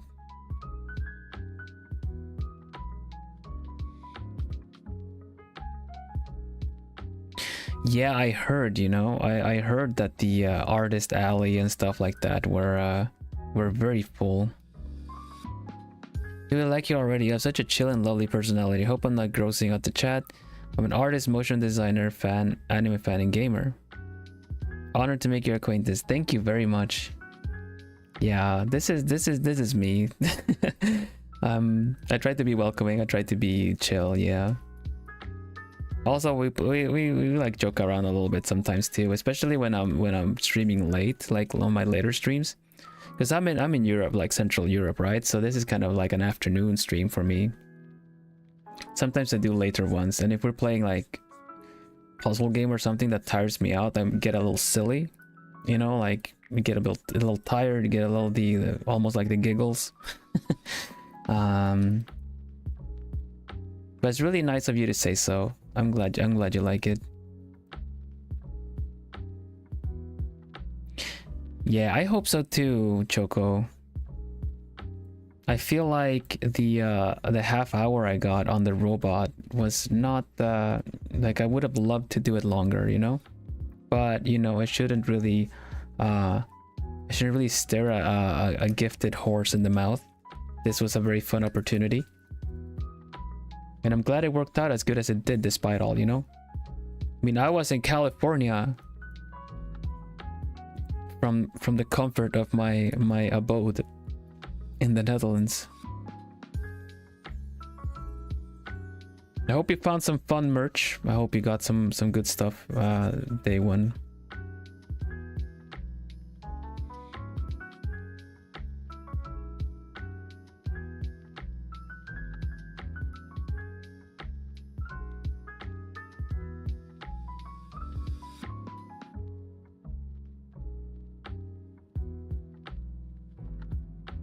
Her face looks a little squished from when I no, it looks fine. It's just a tablet being angled, I think. But yeah, if people are confused of what I'm saying, we were invited, we in Globie, like we're invited to do the Oshi Live robot thing. The Oshi Live robot thing is essentially like a screen. Can I show the picture? I guess I can show a picture. Let me have a look.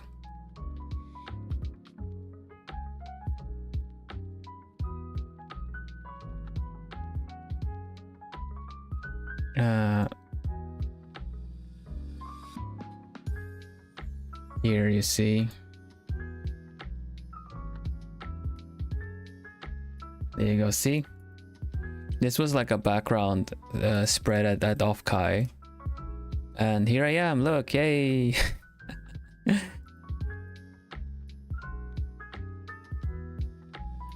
I agree. Yeah, this was globie wasn't a booth at Offkai, but we were offered to be the Oshi Live thing.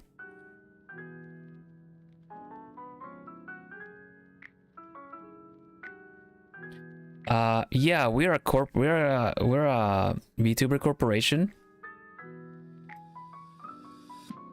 No, we're part of an organization, Brave Group Europe. So we're corporate VTubers. We're part of globie as a whole, and I am second generation. I debuted like in April alongside 7 others of my genmates, but there were already 7 active ones before us that started in December.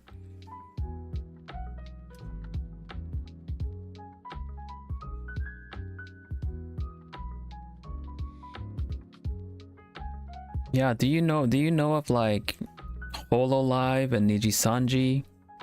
It's like that basically, you know. They are a company. We also belong to a company.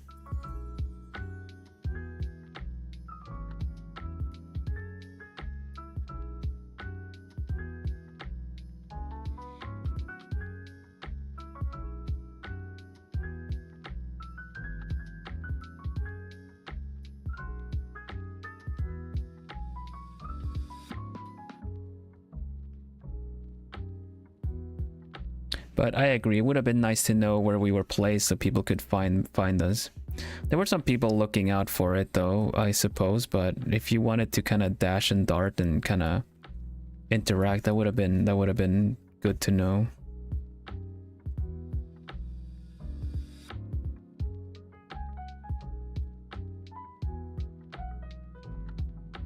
Hey Pegasus, welcome. Hoot hoot.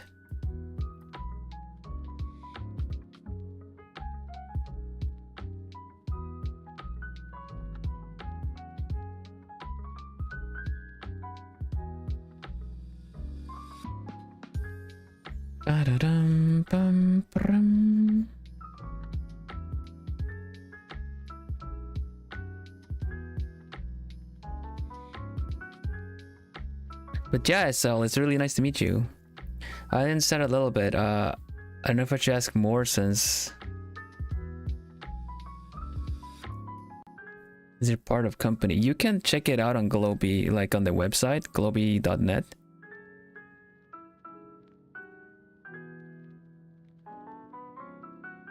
Or on Twitter.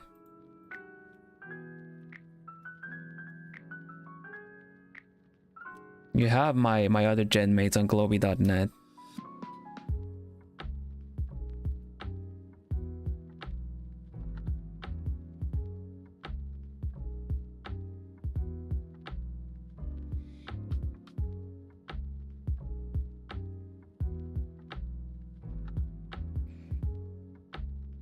But yeah, I think I would have liked that too, Choco. Since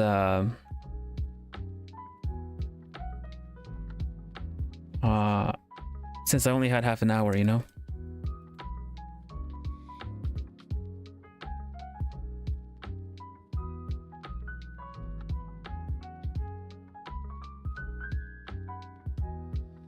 But it'll be all right. We should be at more events, I believe. Especially with Oshi Live in general, I believe. It makes it all very accessible. Like I don't know if we're gonna get to leave feedback, but I would give it like it worked quite well. So keep that in mind. You know, that would be nice to know if you are at a location or something like that. People will know where you are.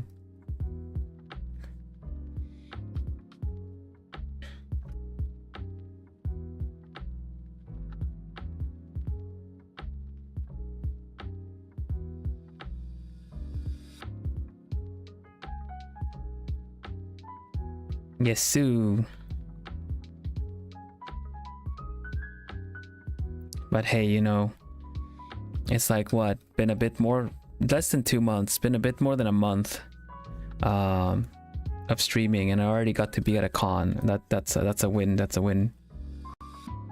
Got to be at a con, and I had Plumies at the con. That bodes well, I would say.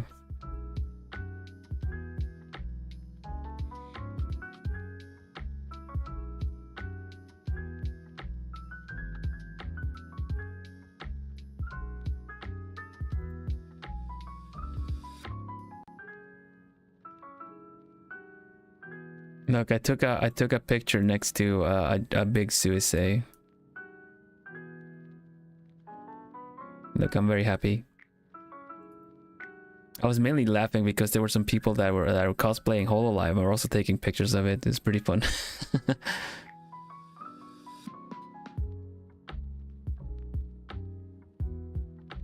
Big, yeah, much bigger.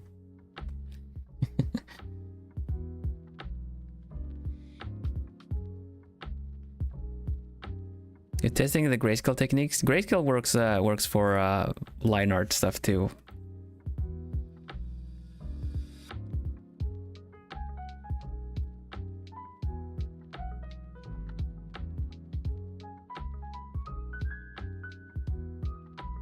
Big Sui-chan, it definitely was. It was like, oh, it's pretty fun.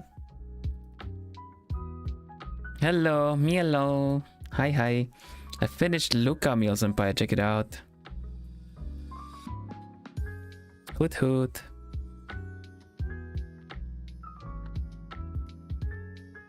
I got him done. How tall is that doll? It was pretty big. Luca looks accurate. I think so too. Thank you.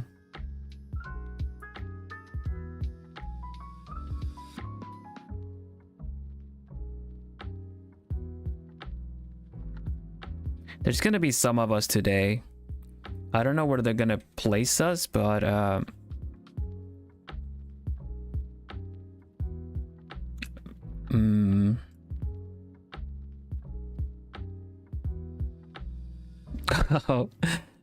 no problem, SL. You're always welcome to hang out with us, with me. Evil and adorable at the same time. You're getting the good interpretation. Thank you.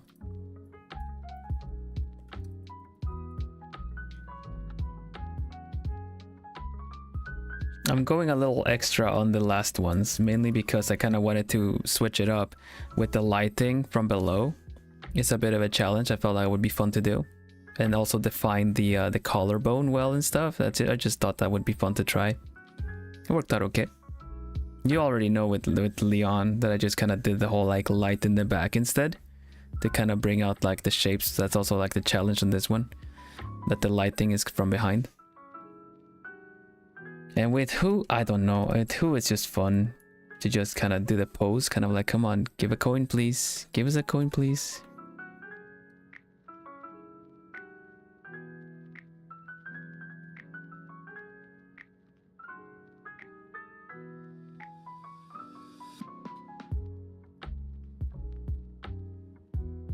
How are you doing, Miel Senpai?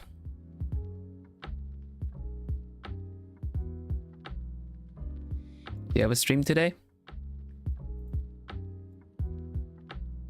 Where is... I need starting who? There we go. There's starting who. Of all people, I think I would... Of all people, starting who is not the one I'm gonna leave with the mouth closed.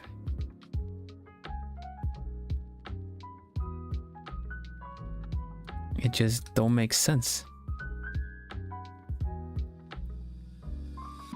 Also, she's got cute fangs, so this makes more sense.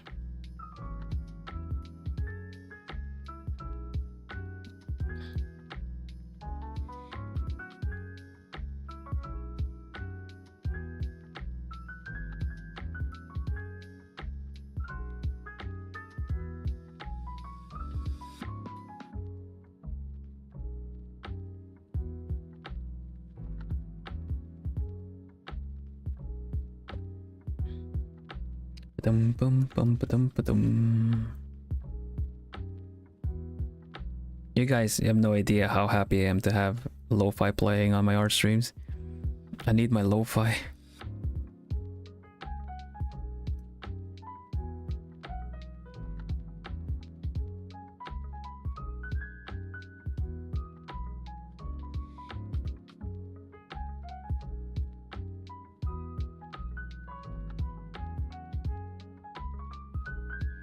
Love your artwork. Thank you very much. I love making it. So I'm really happy you like it too.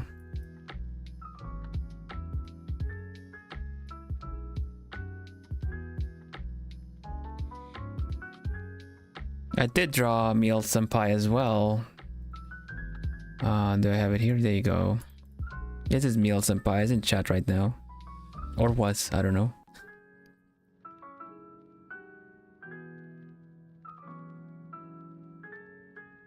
Good thing I kind of just woke up. I'm sleepy. Would have if you were sleepy, it would have ditched by now. Yeah, that's the vibe. Just remember to leave your devices on when you fall asleep, so you give me the view. Go to sleep. People just lurking. Kawaii desu. Yeah, Meal Senpai is adorable as well. She wouldn't admit though.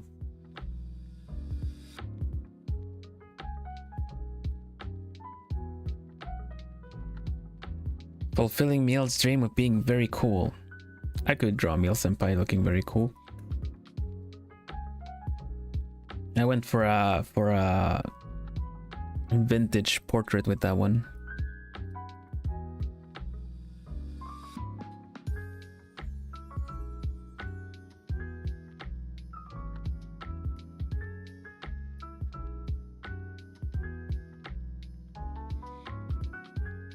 Cool is not in the look though.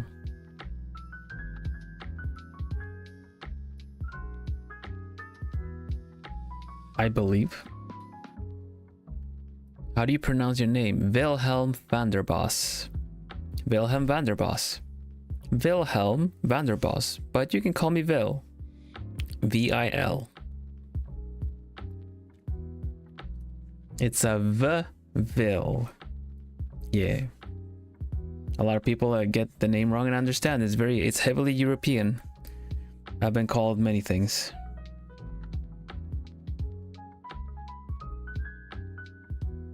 Yeah, it's tricky. But you know, you can just call me Vil.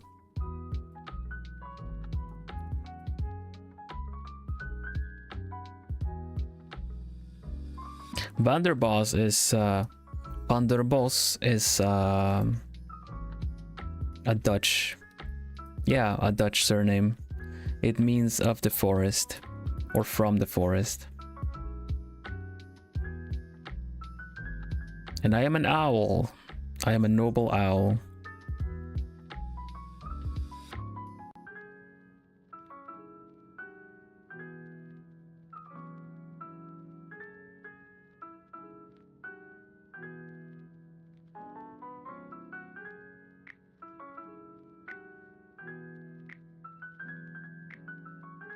Will's name is more straightforward than mine, though. Octavia? How should you say Octavia?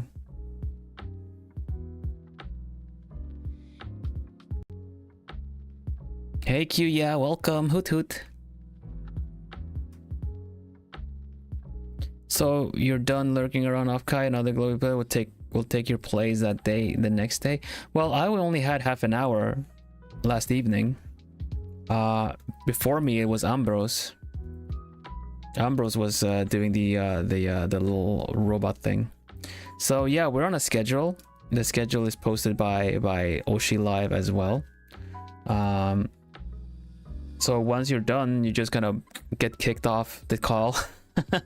And then someone else gets to, you know, connect with their link or their connection thing. We took turns.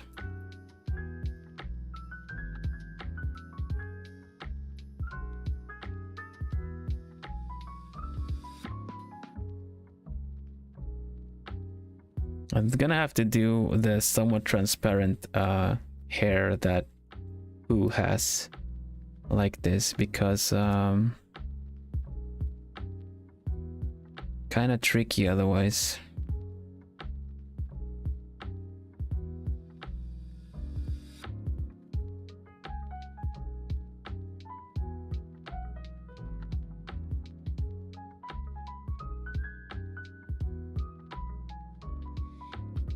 Octavia instead of Octavia.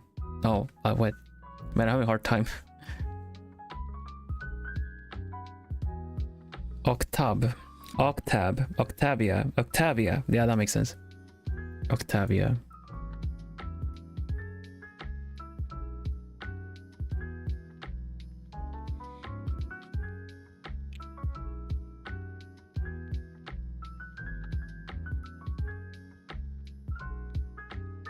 Von Seckendorf. Up Seckendorf.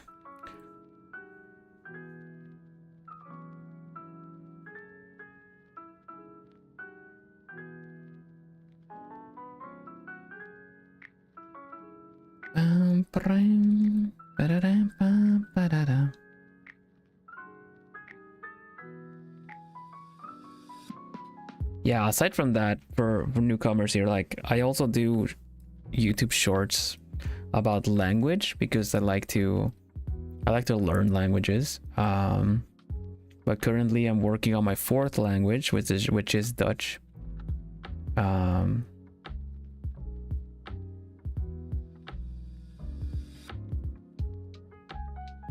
English being my third one.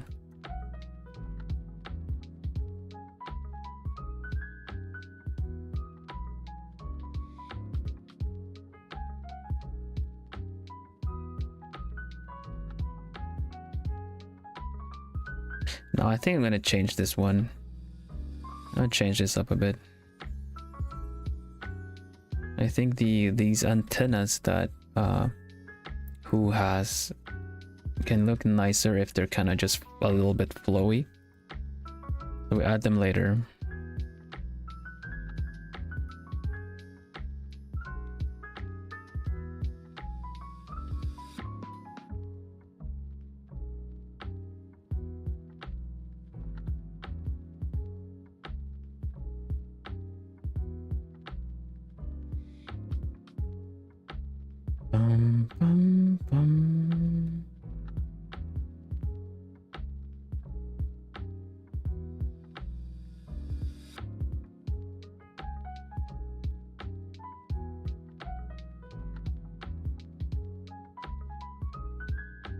What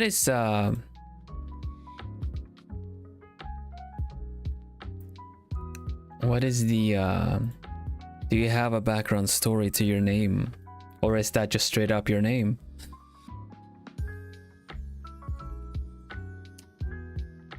Octavia. It sounds very regal, it sounds very noble. I may be partial because of my own name. I wanted to have it Vanderbos as it's supposed to be spelled, but yeah, you. Yes, you. But I think it's just easier to have something that sounds like Vanderbos, like Wonderboss or something. It just kind of rolls off easier for an international audience. It's still spelled right, just the spaces are not in there.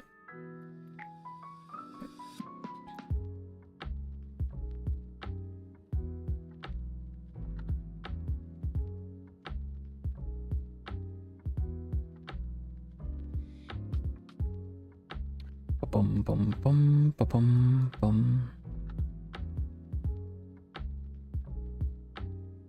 Oh, from Madoka, that's cool.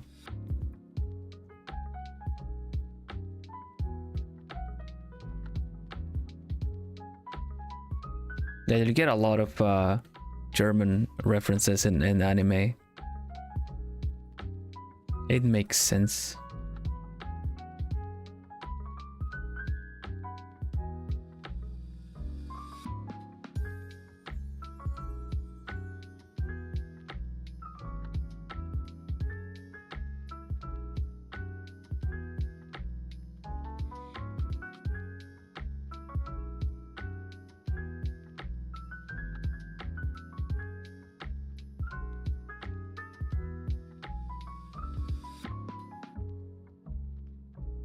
Dum, dum, dum, dum, dum, dum.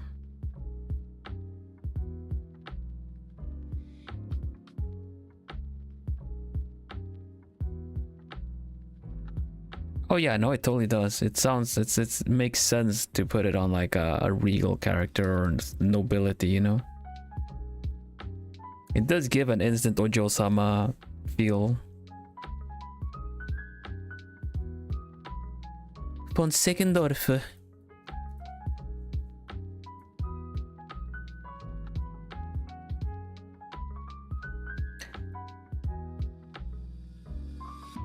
Okutabia von Seckendorf desu wa. You know. Okay, I'm not gonna be teasing you. I'm not gonna put focus on that. I like the name. I'll leave it at that.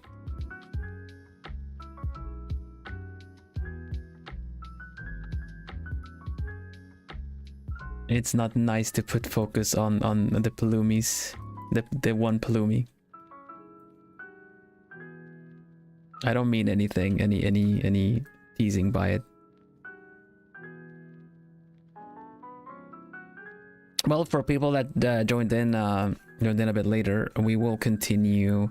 We're probably gonna finish another code next Friday, but I'm gonna go back to the witness. We're going back to the witness on a Wednesday. Otherwise, you know what to expect. Stardew Valley,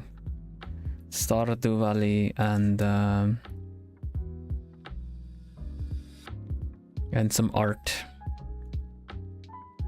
I really want to make sure to get these pictures done.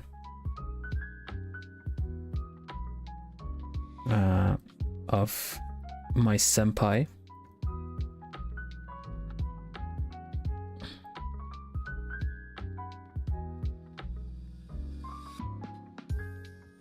Then we gotta figure out what to draw next.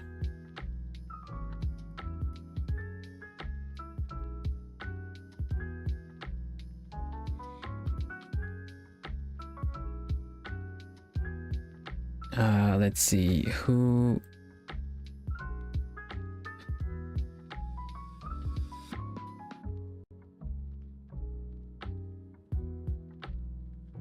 You clipped the Okutabia von Seckendorf desu wa. That one?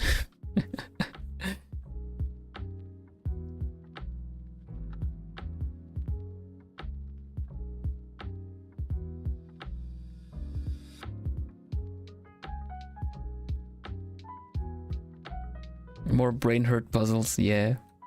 It's gonna hurt my brain, but the brain needs the exercise.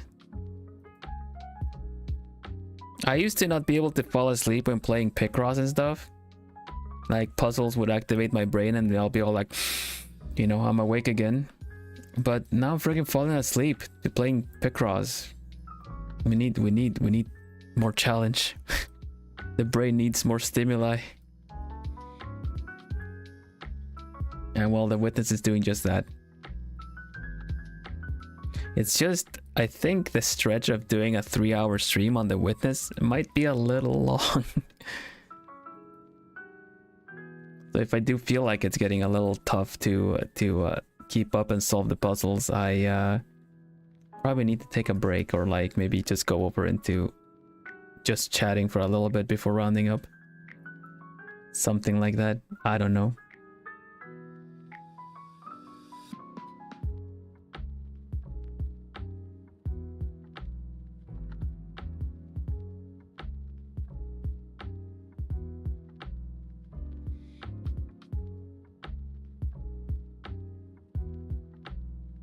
I don't know why, I get sleepier when I'm having fun on some games. Yeah, I just relax, I guess. The happy hormones and stuff will kind of also help any tension, relieve any tension from your body. So if you're tired or you're behind on sleep or something, it's probably going to just, like, you know, come off as a sudden, okay, we're at ease, we're relaxed.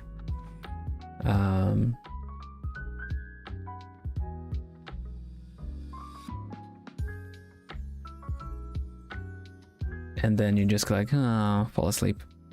Also, it depends about what you're conditioned to fall asleep to.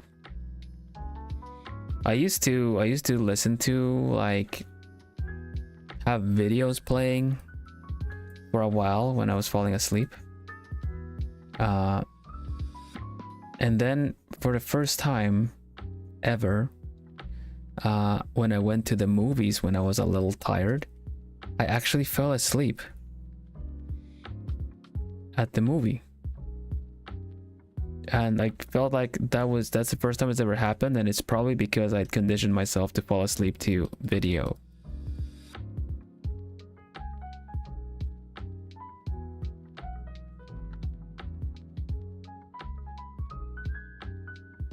Cinemas are always so cozy to sleep in.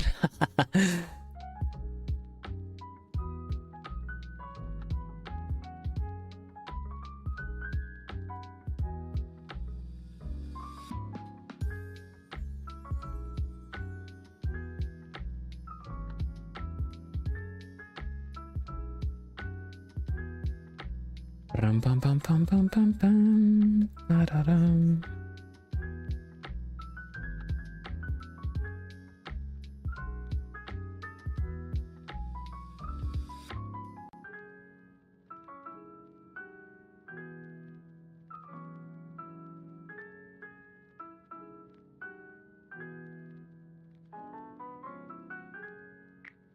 You lose focus. Yeah, I mean, it's exactly how it happens, yeah.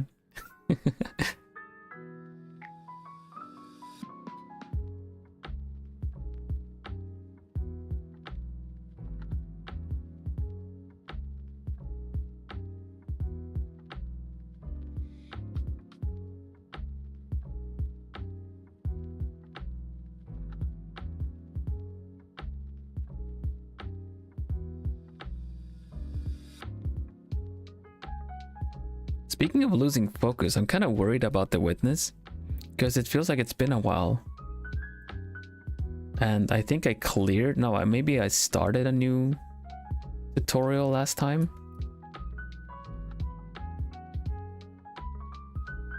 But it's just kind of like, wait a minute, am I gonna remember? Am I gonna remember how to do the things?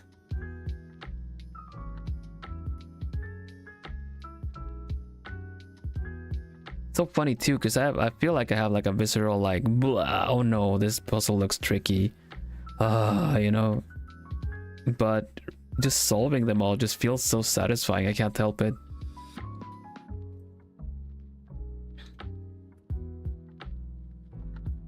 Oh yeah, the Tetris puzzles.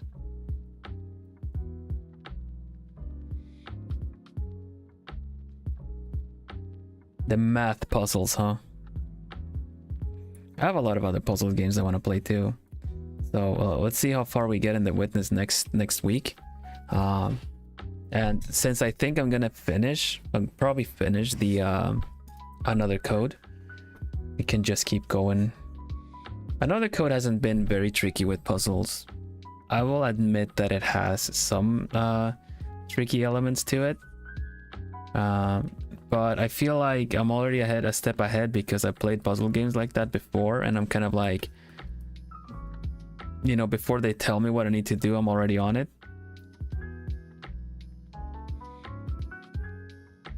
The black and white blocks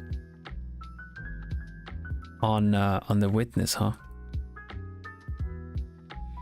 Yeah, I also want to figure out the different secrets and stuff too, but I don't know. That's very tricky.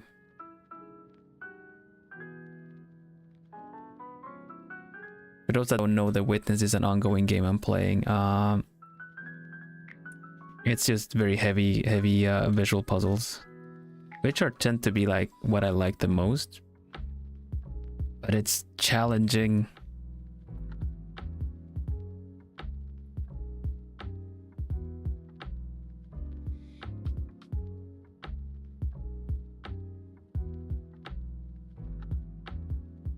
Not gonna lie, The Witness confuses me more than most puzzle games because it's made by like a very pretentious game developer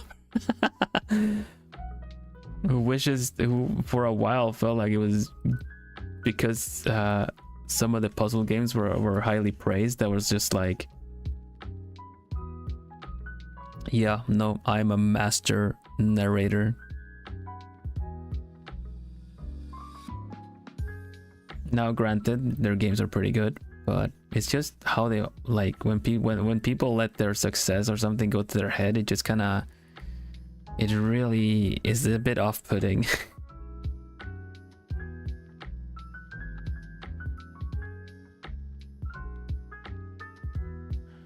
Yeah, it's very challenging. Doesn't hold your hand. It kind of shows you a little bit in general, but it doesn't tell you where you need to go. I find it a little bit more hand-holdy than I tried Myst at some point, like that old puzzle game. I'm always curious because, you know, it comes like highly recommended with like exploration puzzle games, but I think the game is just too old for me. Like I never like I never tried it when I was younger, so like anything that is like very retro in its execution, to play it now and not having any kind of nostalgia involved, makes it a bit tricky to get into, really.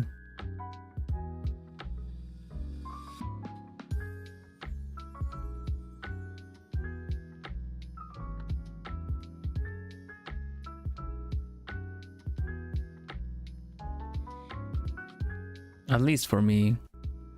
So at least the Witness is a little bit more like, you know, designed around that you know your way around the controller and just gets you going pretty fast. I really appreciate it for that, because it was easy to get like started on it. I find that I don't really get around to starting new games that much, because they will at least require you like an hour and a half of your time, preferably undisturbed, to really get past tutorials and stuff like that. And some games keep giving you tutorials even past the 20-hour mark. I think, I know, I've heard some RPGs do that. Now, it's a good idea for devs to kind of remake those series and kind of like bring some new life, rather kind of modernizing them with like quality of life stuff that you would expect.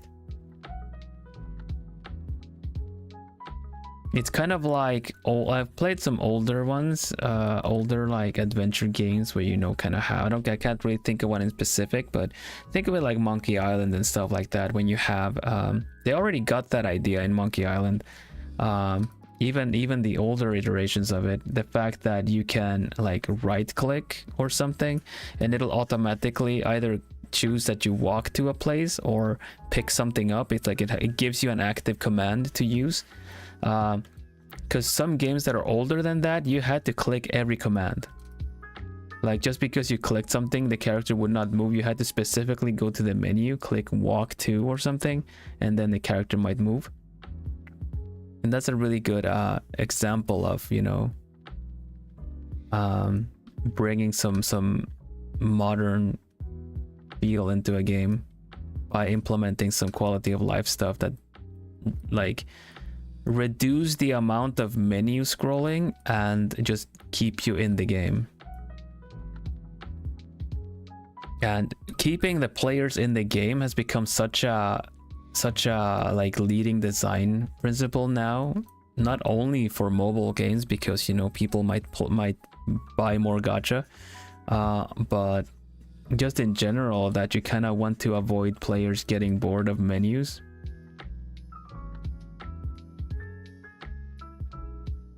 Keep them playing, essentially, you know, keep the game relevant. And that's a very nice fundamental thing for games that they're doing way more now, as far as I understand.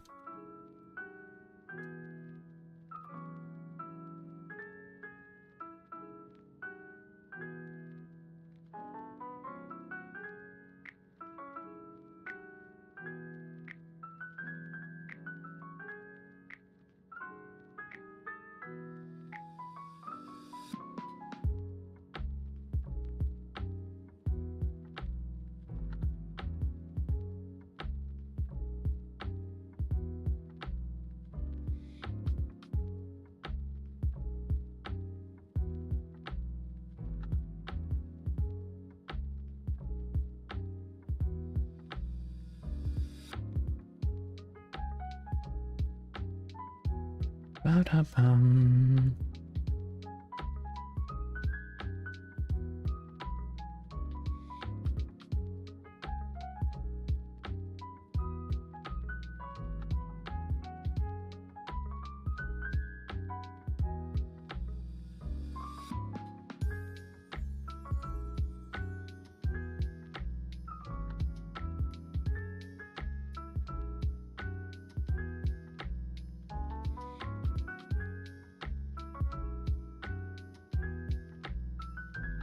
Mm-hmm.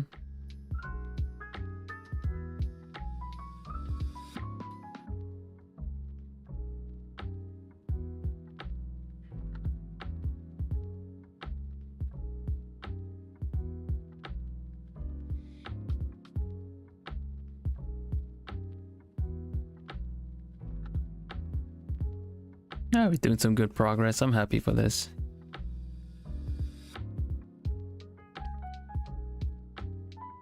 But yeah, I'm glad I'm playing The Witness. I don't know if I would have lasted as long if I wasn't streaming it, but I'm happy I am.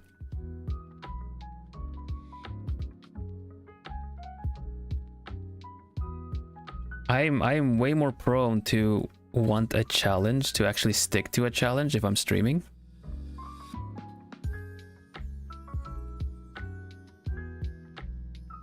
Oh, what's up? What's up, Pegasus?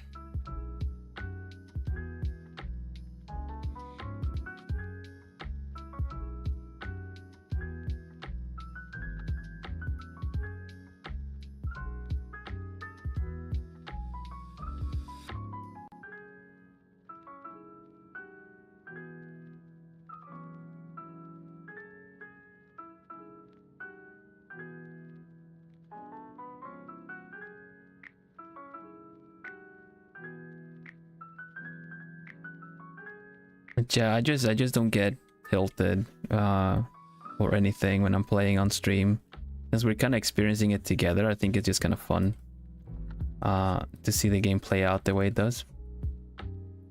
When I play games on my own, though, I kind of tend to want to almost crave a specific fun time. So that if the game is just kind of like, okay, here's another battle just for the sake of it, I am dropping that so fast.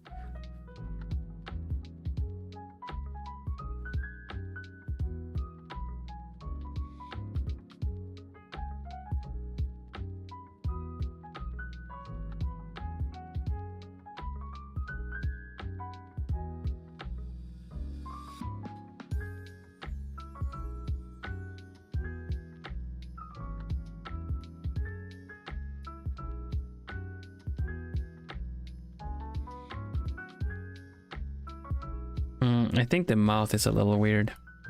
It looks off from the other side when I flip it.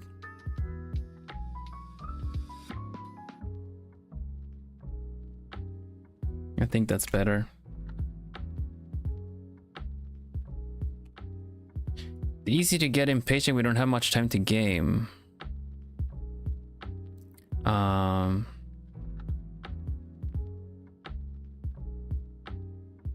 Yeah, I believe so. It's it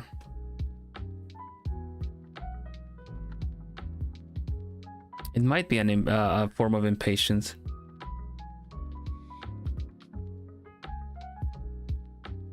Like, I don't know, I just kind of want the game to stay like interesting.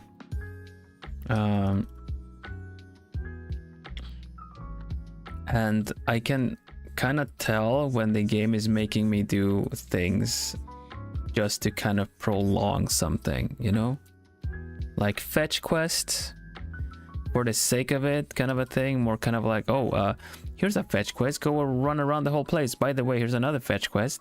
Go run the same route again. And I was like, why didn't you tell me this before? I could have caught both items. No, it's a different route this time, but it's the actual same route.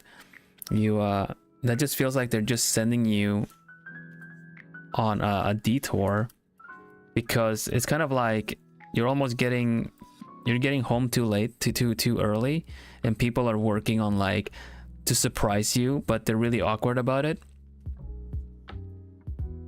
So they're kind of like, oh, actually, could you go buy some milk?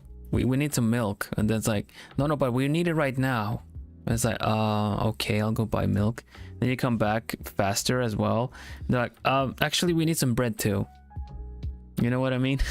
That's exactly how it feels like. And I'm like, yeah, no, I get that you want to focus on combat in your game, but you're putting it in a little thick. Please stop.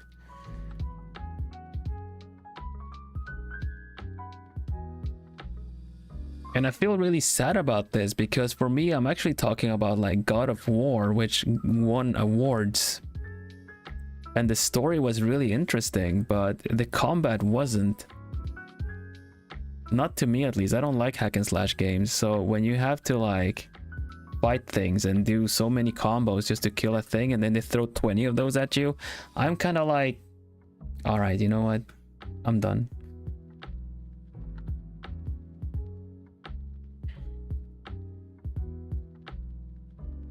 It feels bad because it's supposedly a really nice game. For me, like, you know, it's how hot it is outside, right? You just come in and then they're all like still putting up the happy birthday Octavia,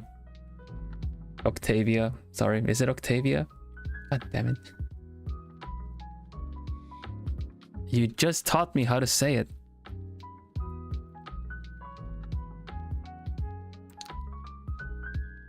Let's talk about GI. Yo, if you want to. I'm not I love the designs of the characters in that, but they didn't give me a skip button, or rather I noticed myself skipping a lot because of Paimon, and I dropped the game because I wasn't playing it for the story. So if I'm gonna play a gacha game, at least give me a good story that I want to stick around for, you know?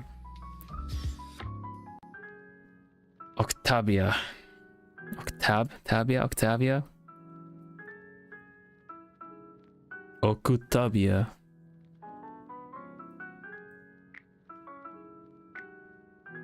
But yeah, this is becoming a rant. Maybe there is, I don't remember. I just know I was like tap because I was not caring about the story that much, and then I felt like it's a bit of a shame, and it's probably better that I don't spend time in it, because if I'm gonna play gacha, I probably want to get into the story a little bit at least.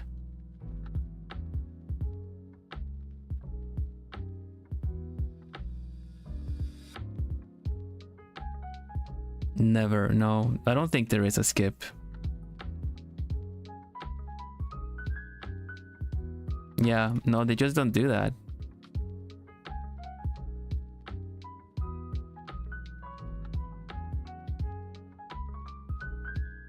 Hi, Tama. Thank you. How are you doing?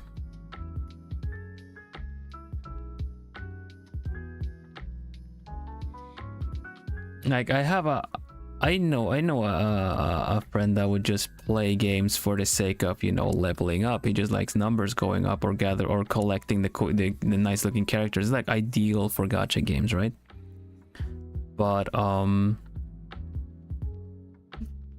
he would get so frustrated over the fact that he couldn't skip anything, and he would probably pay more if they let him skip stuff so he can get to the fun stuff.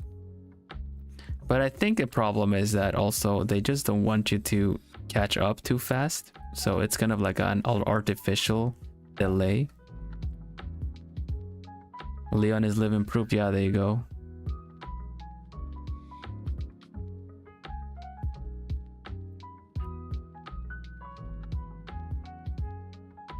One of the things with the skip thing that started grinding my gears in Honkai Star Rail were the daily quests that, like, because initially it was just about like skip, do the daily quest, whatever, skip dialogue, doesn't matter. But then they actually had daily quests where you had to pay attention. It's like the dialogue was like blah blah blah blah blah blah, blue wire, blah blah blah blah blah blah blah blah blah, you know, and then you get to the places like, there are 3 wires, which one are you supposed to cut? And I'm like, did you actually tell me in the middle of the walls of texts? Are you gonna be that mean about it? And that's when I stopped doing dailies in Honkai.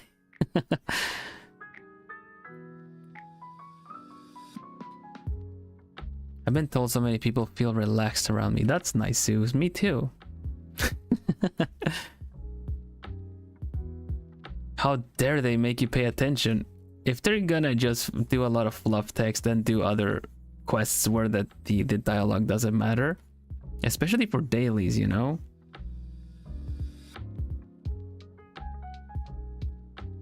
But yeah, gacha becomes quite the chore. I tried to keep up with Honkai Star Rail, but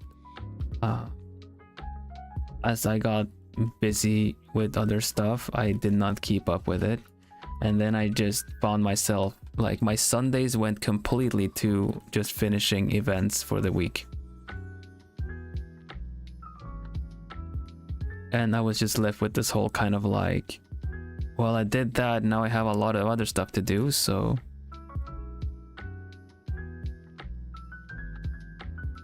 I have a lot more stuff to do in the game, but at least I did the Sunday things. So just kind of always trying to catch up to events, and the FOMO was getting really strong. Yeah, once I break free of the FOMO, I don't stick around for gacha games.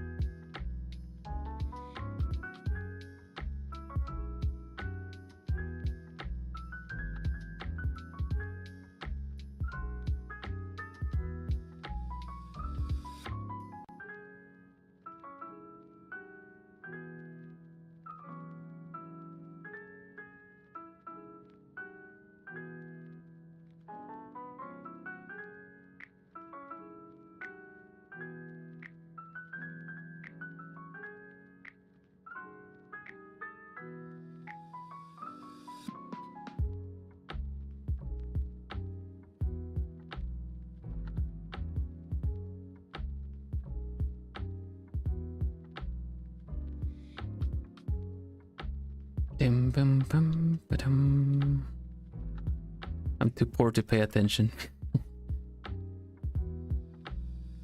They're really smart with their games though, MiHoYo. They're really smart in keeping the player base engaged and not feeling like they know better. They do surveys, they adapt.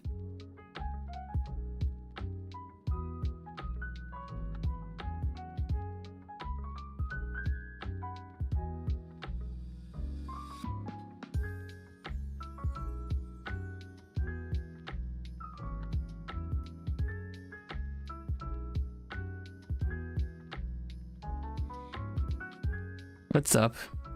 What's up, Kota? Hiriko Kota.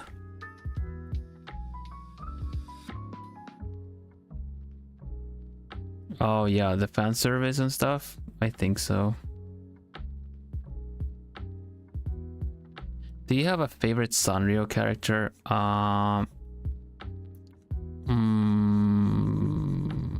Retsuko? Does that count?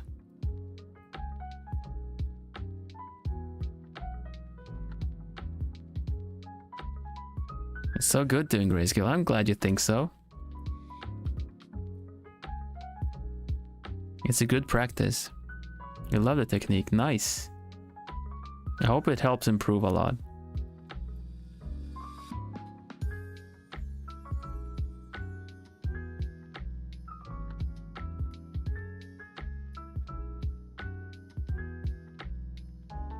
It really changed my world too, so I totally understand where you're coming from.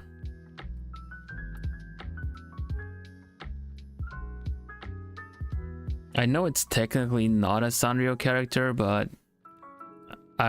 Agretzko is just a mood and a half the time, so she's just fun.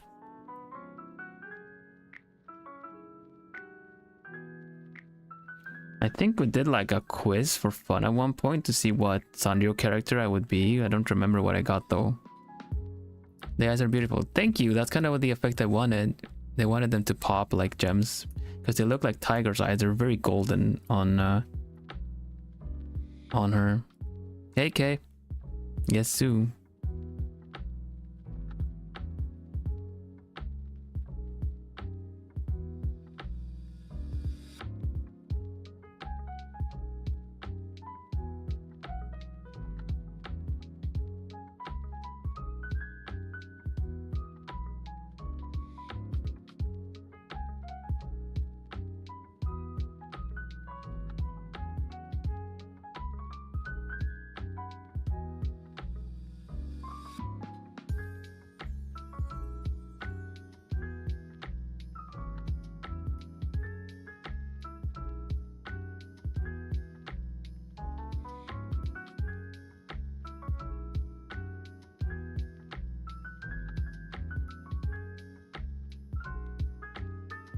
There's an owl Sanrio. That's cool.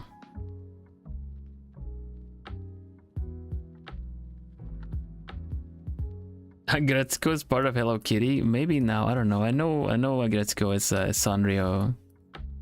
At least. Maybe it wasn't originally, but I know they bought it.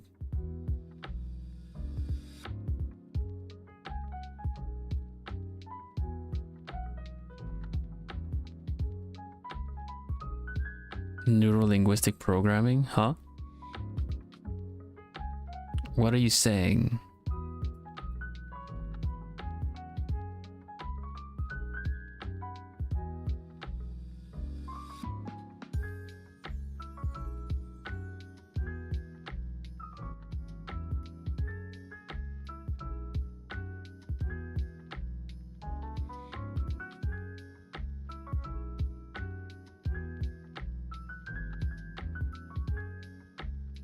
I don't know what that means, but here where I'm from, we say hello.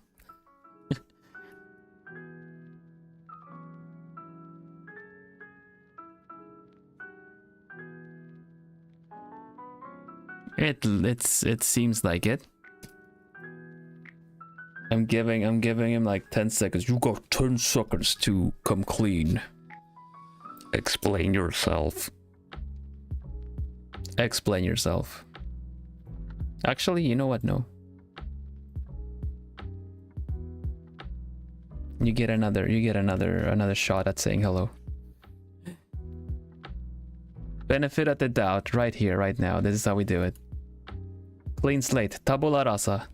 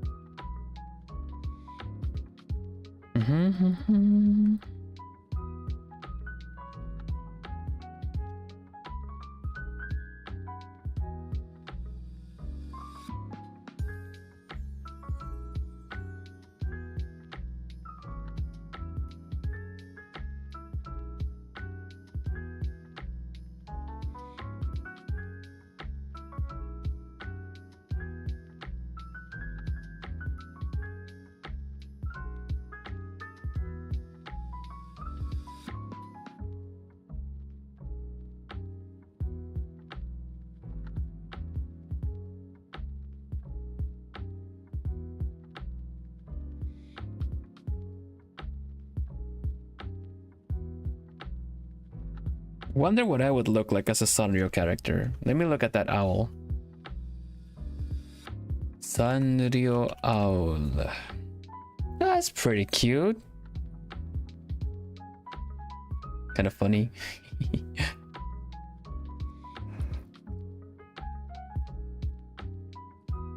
Pata Pata Peppy. A Peppy character? But I'm a smug character.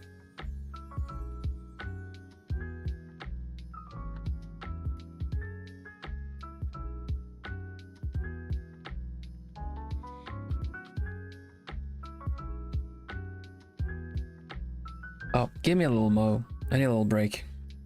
I'll be right back. I'll do the last bit of this after.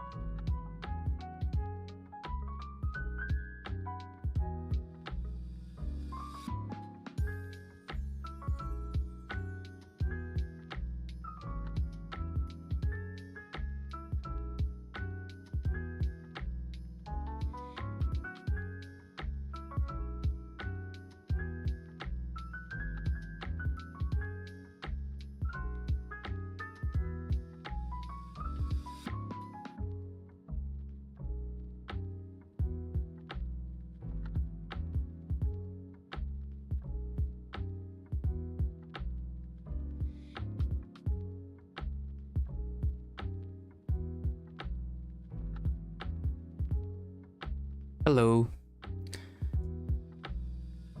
There's an owl with look here. It has the cute little drawing that Roruao-san on Twitter did for me.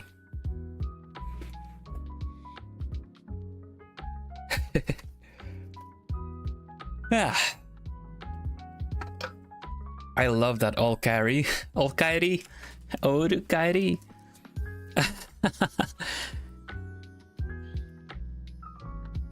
Oh, nice. Good timing.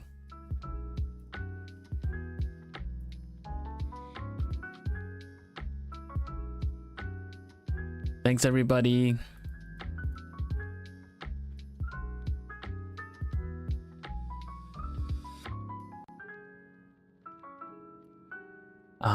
I'm thinking maybe we should tackle the hair ornament as well, because I feel like I always have difficulty with this one.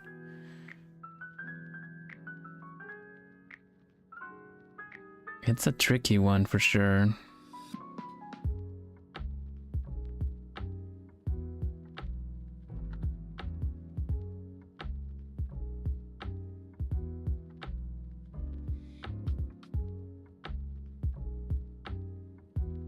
Do it on a separate later. I'll be back is at the ending actually. When I end stream, it says I'll be back.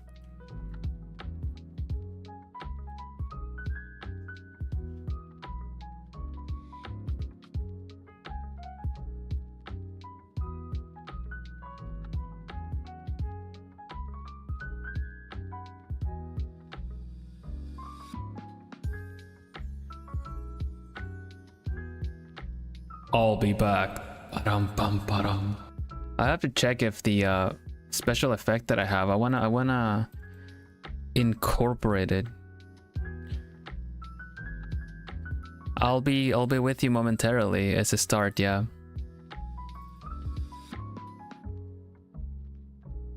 I'll be with you momentarily. I have a lot of owl in my Kawaii kitty. Well, hello there, cute little kitty. Welcome to my group of plumies. I have this the glow. If I think this would be so cool if it could be a normal thing that it actually glows as well.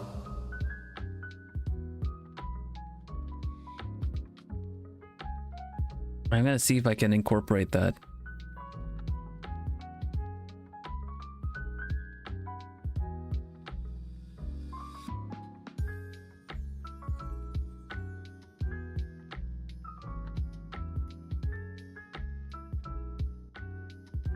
I wonder if you can. Let me have a quick look at this.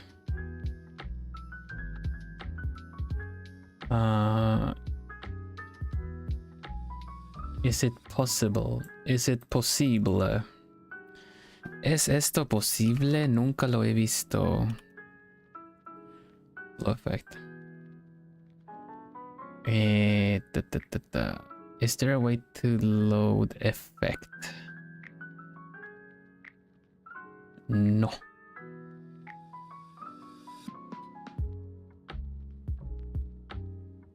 Oh, there we go. Oh yeah. What do you know?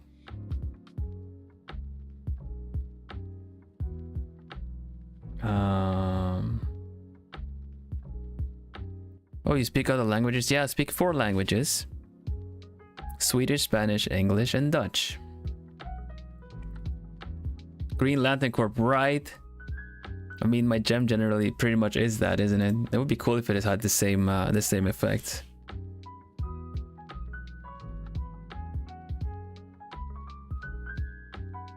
I don't know if I can, if it's available. No. 9. Okay. Shift 9. Okay, let's see if we can incorporate this.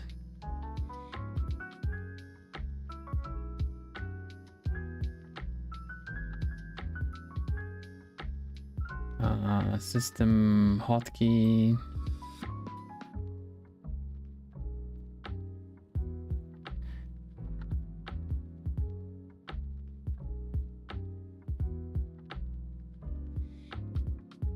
Okay.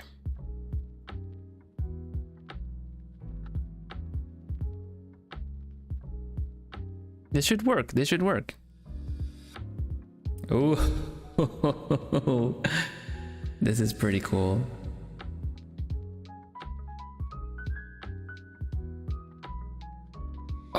when I love the effect when I turn it off too.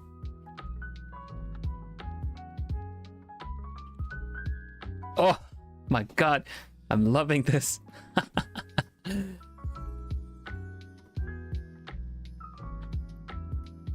Oh, this is just straight up like using the like model customization stuff. That's nothing special. Also, this glow is incorporated. That's not something I've added.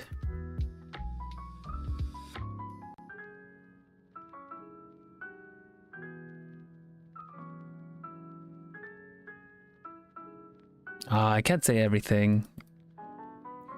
VTube Studio is basically, you know, I can put a little bit of it in there, but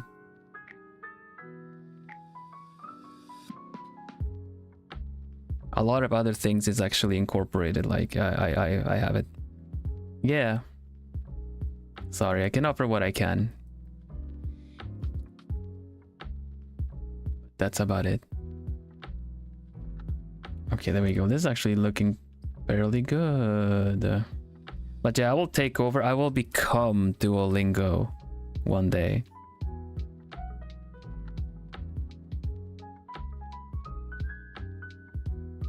How do you think I should approach Duolingo? Should I just do a tweet and say like, Duolingo, I am literally a green owl teaching language. Sponsorship when?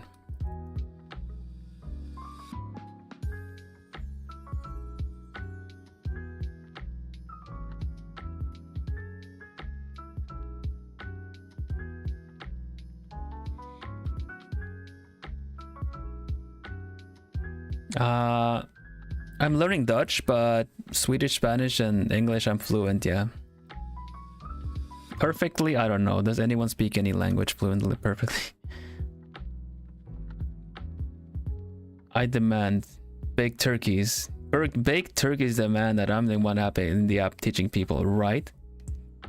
Use the Jojo approaching meme too. I should... I mean, I do have that one meme, you know. Let's see, where is it? Where is the Jojo meme? There it is. Oh. Let's not show that too long in case it gets me in trouble.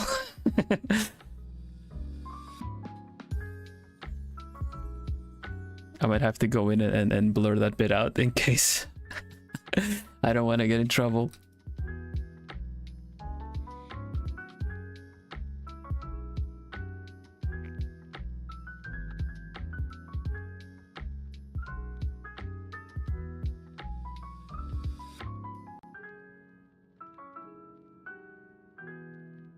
But yeah, it's funny. I posted that on Twitter at one point. This is funny, putting myself in the body of that.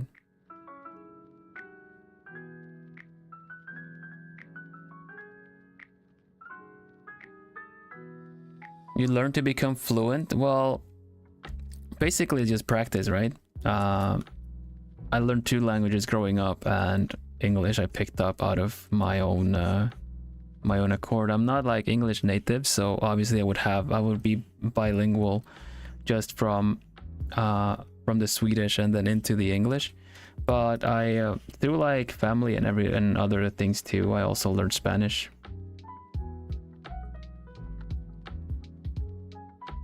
And then I just kind of picked up other languages as I've gone. Dutch makes sense obviously since I live in the Netherlands, but you know, you can make do with English here too. I just kind of want to learn the language. Now practice, Dutch practice has kind of grown a little bit more scarce, but I do intend to, you know, be better at it. I get to practice with you Bloomies though, it's so fun.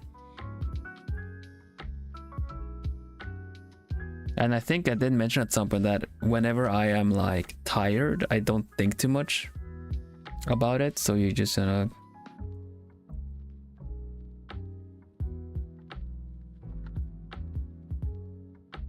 yeah, you know what? You're probably right. I need to do the from behind. I need to do the walking towards Duolingo. But it'd just be funny to kind of call upon the try to be noticed, you know, be noticed by the owl. We cannot assimilate. You can do Duolingo Dutch streams, right? I could do that. We should totally do that.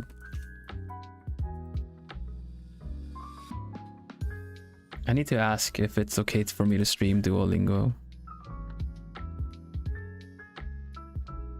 I'm not good enough at Dutch to make it kind of mostly, but if I do Duolingo practice in Dutch, then it would be the main focus, you know?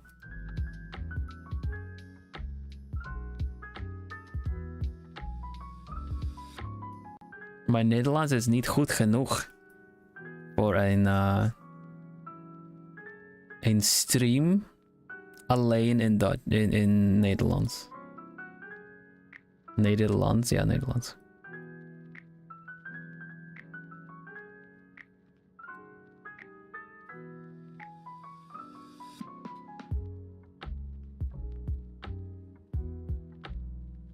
I would love to see the owl learning Japanese.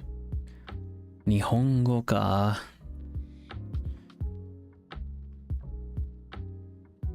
I'm gonna end up having, I'm gonna do Duolingo and I'm gonna end up having, like, you know, the streaks are not gonna be completed, and Plumies will call me out for it.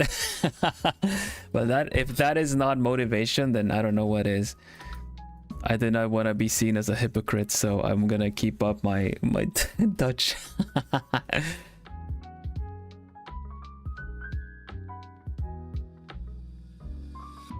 Oh no, I started doing other things on this layer. I should not do it.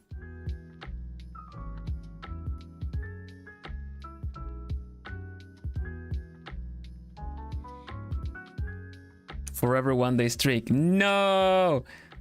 That is not possible. It's forbidden.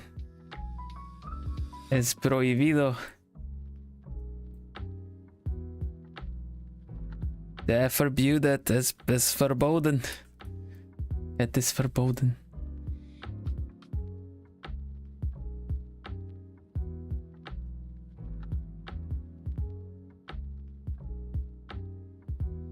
I would like to do the Shashingo game. You guys know that one?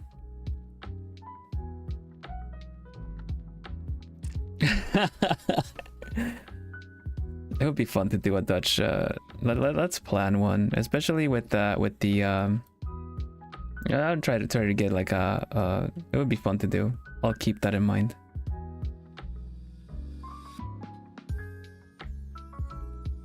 Shashingo is pretty interesting. It's like when you take pictures and kind of learn the words. Yeah, I would like to try that too. I'm sure I'm able to. How about once another code is done, we can try that.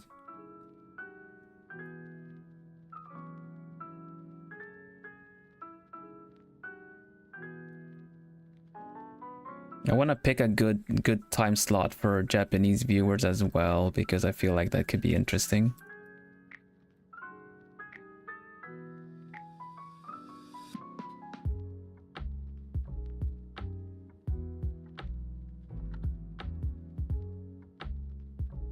Shashin is picture in Japanese, yeah. It's photo specifically.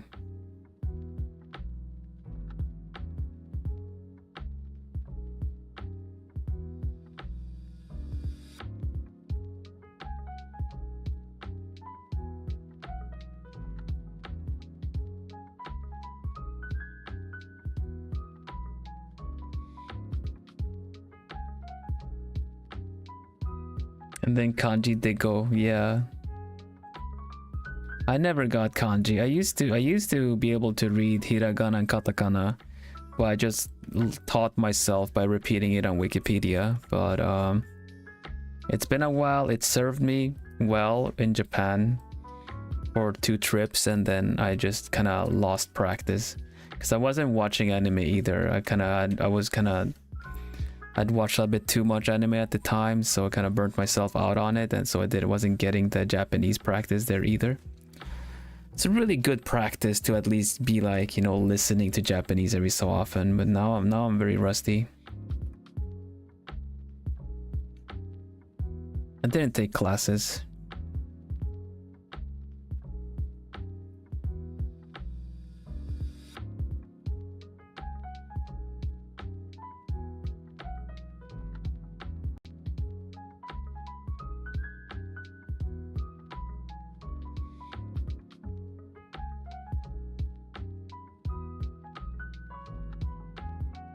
Drawing on the...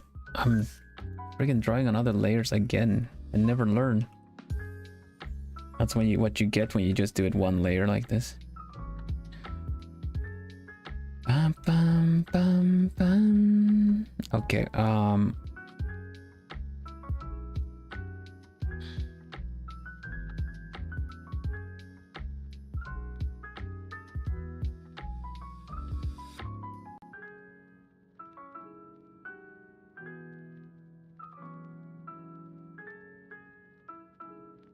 so much admiration for people that can draw translucent stuff like these like glass beads that Who has. Yeah, that's very true, but Japanese, like the Japanese of the songs are a little like, the lyrics can be broken up in such strange ways, you know, like kind of not incoherent. What are you saying? How do you say that? You know what I mean? Like they kind of break up the words a little bit more. So it's kind of tricky to keep the language practice through songs.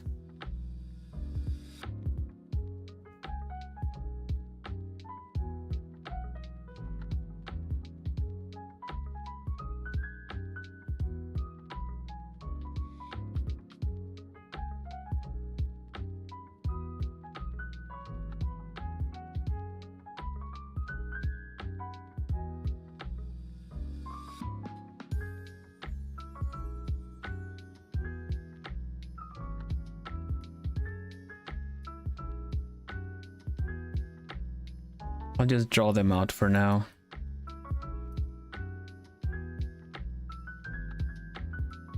Can I cheat with this? Can I just copy the pasty? Can we just cook some copy pasta and get away with it? Copy pasta with a little bit of like tomato sauce.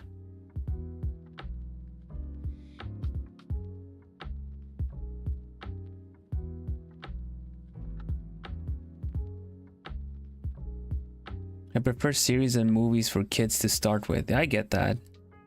I watch all kinds of anime. I didn't really have a specific type. Yeah, copy pasta is the best. It's the best the pasta. Apologies. I don't mean to offend anyone. It's just very easy to go into that very the Italian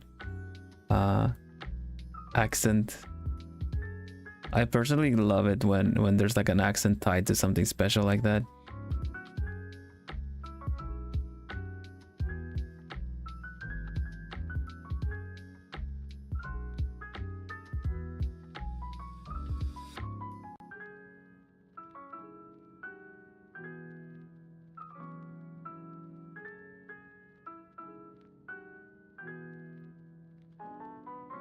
There we go. Doesn't look half bad. Doesn't look half bad. We can work on the shading for this.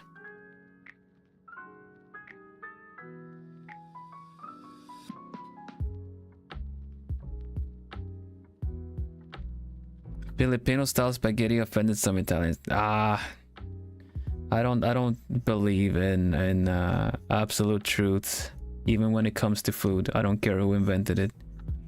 I am one that goes with the vibes and the flavor.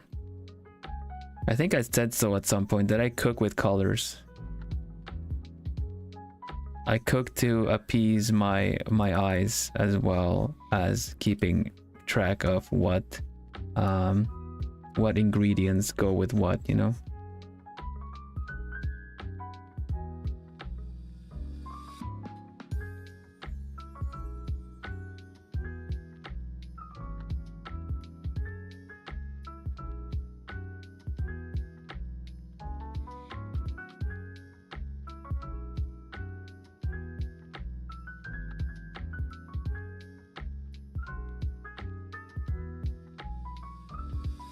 France is in Italy?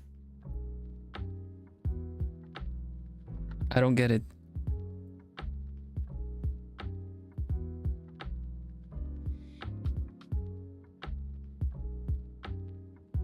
Oh, okay, yeah, I guess so. Yeah, it's tomato based, so it has an acidity to it. But if you do it sweet and sour, that's kind of interesting too. I would say that Swedish style tomato sauce is also kind of sweet and sour, actually.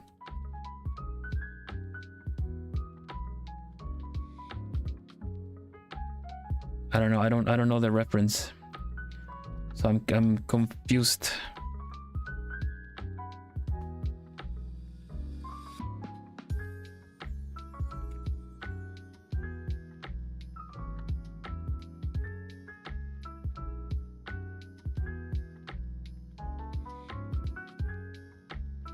Oh no, I drew it even though I didn't need to. She only has a... Does she have a... No, she has a smaller one on that side. Ah! I got fooled by my inverted canvas. Okay. Quesadillas.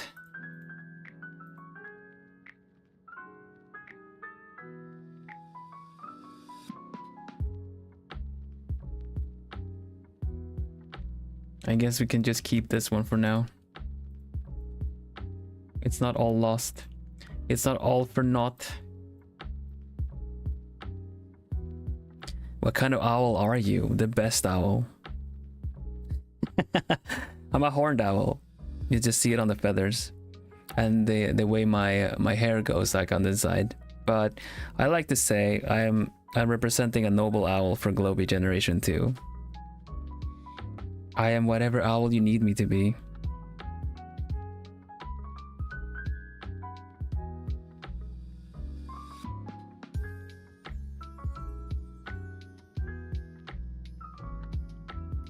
The most handsome owl you ever see.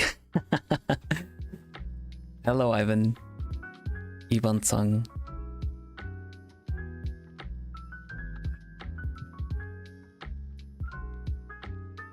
I think I learned how to say owl in Mandarin the other day. That was pretty interesting. I wrote it down. It's very interesting. Mao Toying, something like that. So now if anyone that speaks Mandarin comes in, I can say, 我是个Mao Toying.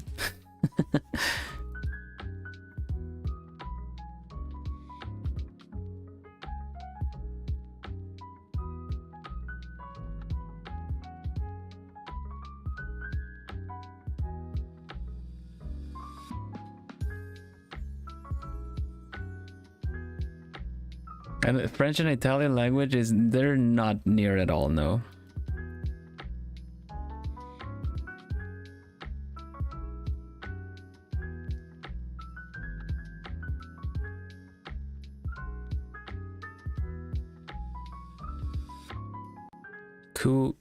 Like Quaso.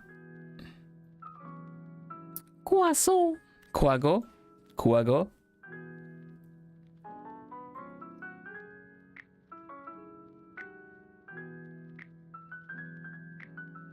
Today, I felt like watching the Quago. So I went on YouTube to watch the Quago.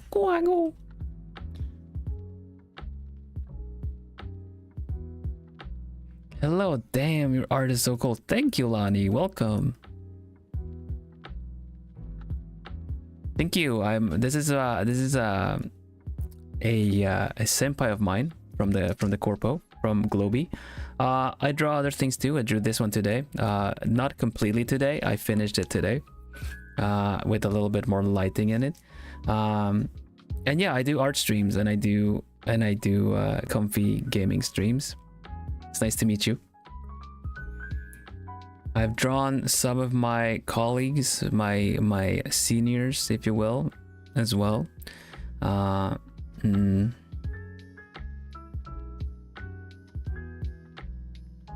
Oh, so it's go, quago.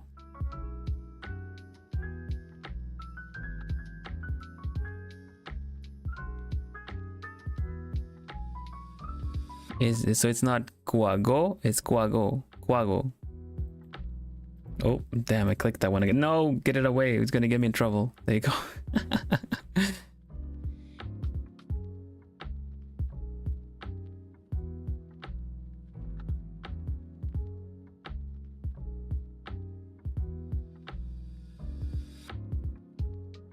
I mean, true, even if they're Latin based and whatnot, but the languages per se are not particularly like the grammar isn't, so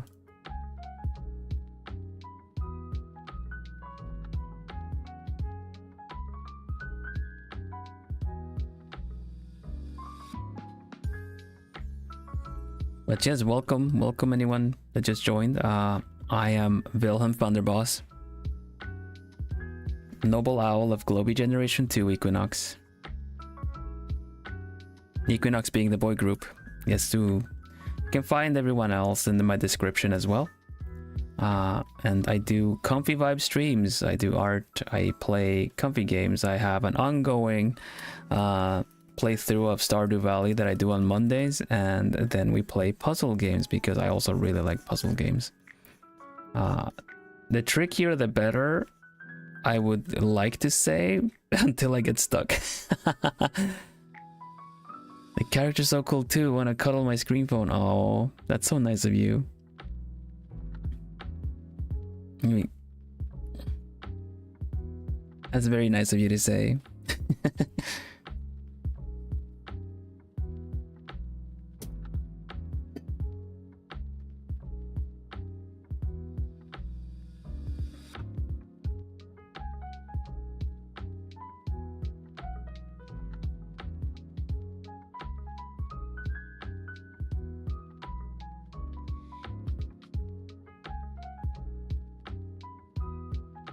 With the blushies. Well, I do blush. As much as I can go on about like the most handsome owl, what kind of owl are you, the best owl, I do like, still if someone says that, I do get a little blushy. I'll admit. You guys already know when you start complimenting me, like in combo, you plumies just gang up on me and start complimenting me. That's the best kind of like, you know, chat.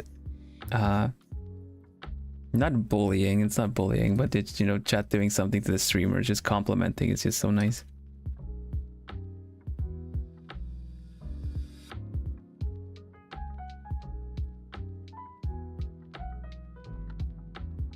You're the expert here though.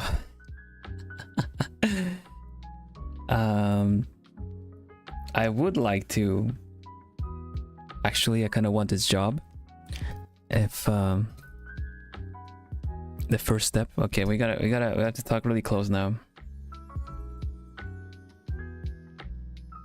All right, okay, plumies, real talk. All right, first step is to get a sponsorship with Duolingo. Then we're in, and then little by little we replace the owl. We replace the owl until no one remembers the owl, and then they just remember me.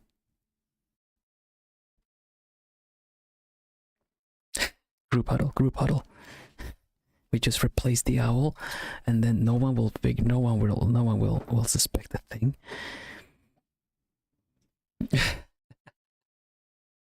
Okay. Yeah, no, for newcomers, I speak 4 languages, and I like to teach them with YouTube shorts. So it's become a thing that I'm a Duolingo. I'm a Duolingo like owl because I'm in green. Also, I tend to sometimes, I'm not gonna do it today because everyone's being so sweet and cute to me, but I tend to remind people to do their Duolingo thing.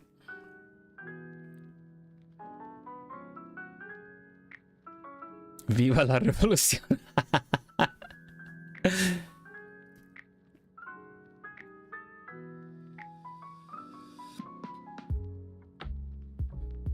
Okay, sorry, I had to. Yeah.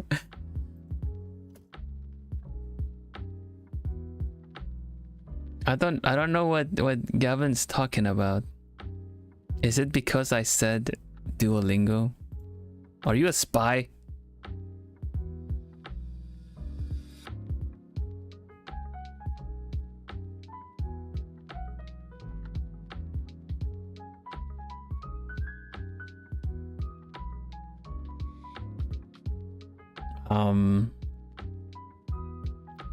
There you go. No, but honestly, it would be really nice to get a Duolingo.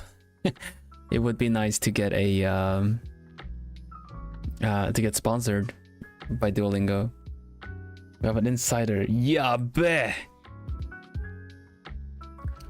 Quickly release him. Like, quickly just release the prisoner onto a pool of sharks. Release him. And then, oh!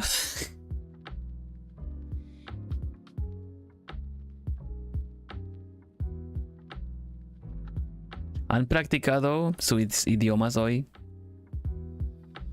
Si no practican sus idiomas hoy, lo olvidarán. Olvidarán todo.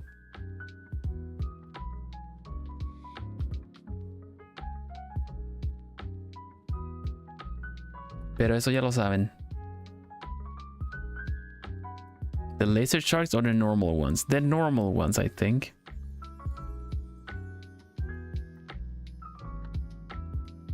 Just the normal ones. Tie like a nice like raw steak on them or something too.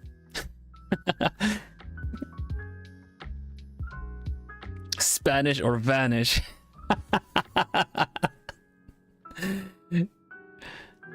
You'll forget even your own existence, Flumies. Exactly. You'll forget everything. That's what I'm saying. Like, you better practice your Spanish or you'll forget everything. Even your existence.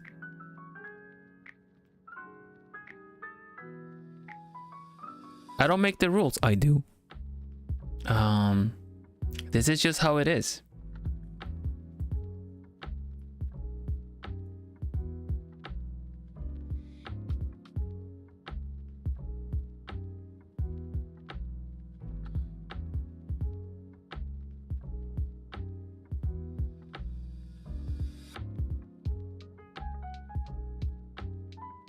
Also, Tama, your metal fork short, the punchline, "Why are you like this?" is just sent me. I had a really fun time watching that one. Why are you like this?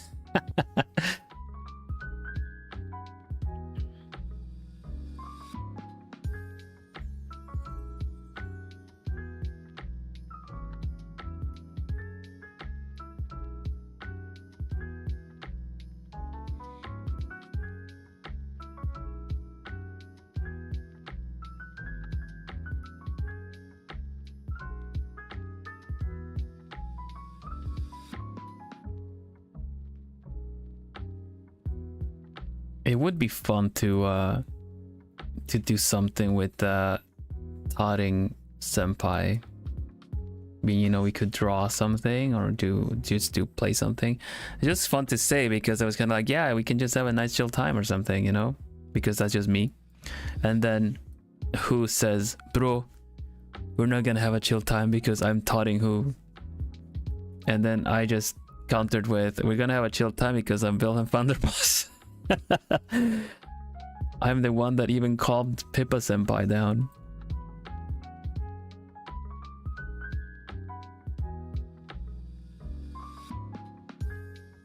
Guapo Vil, oh, thank you. Muchas gracias.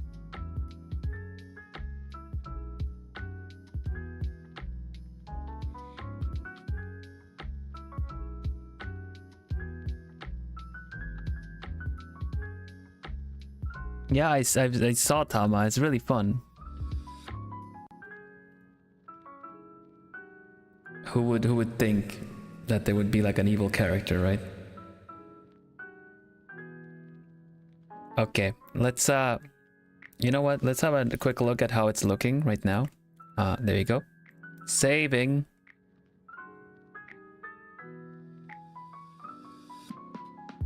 Vanderbos, the ultimate relaxer.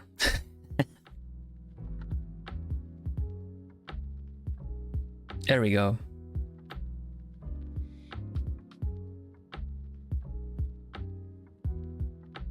Who senpai and Luca senpai was finished. Very good, very good. I'll also save just in case. We need to put the emblem on there too. My emblem.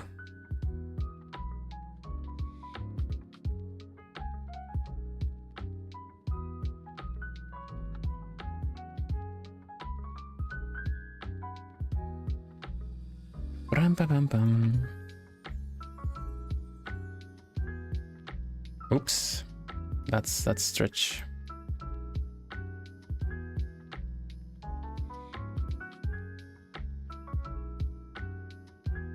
There we go. I really like how this turned out. You can glow now. I added it. We figured it out on stream actually. But yeah, let's save. Cebu. And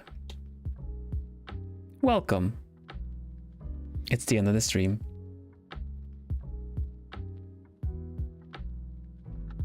Perhaps the real stream was all the friends we made along the way. All of the languages we learned along the way. But yeah, I added a bit of a glow to when I activate this now, so I mean, I'm liking it. I hope you guys like it.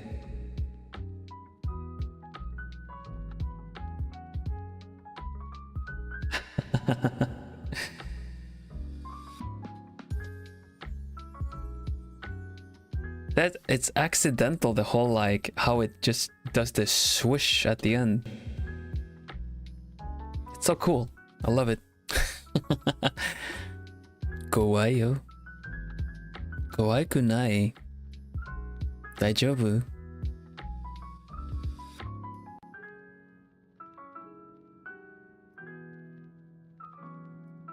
How many hours has it been of the stream or of the picture?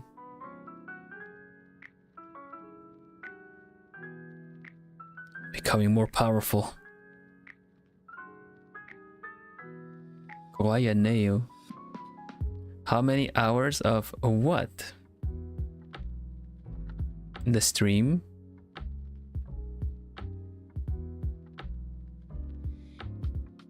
About 3.5.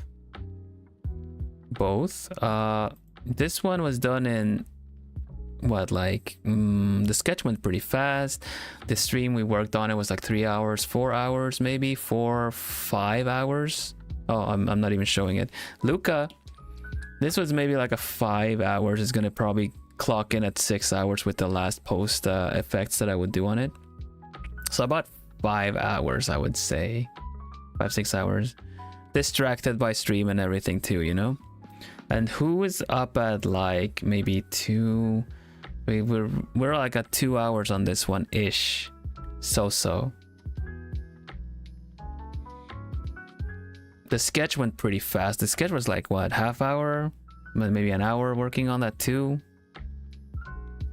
I think that's the case either way. Let's have a look at what, if anyone is doing anything.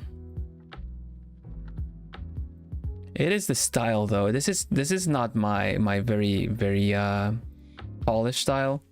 It still looks nice, I will admit.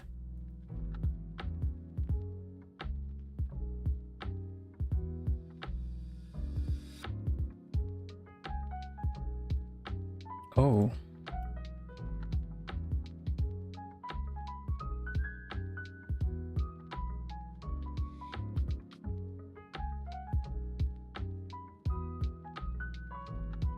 Yeah, let's go meal celebration stream. I think so. the 6 months. The senpai are celebrating their 6 months, so I'll send you over there that way.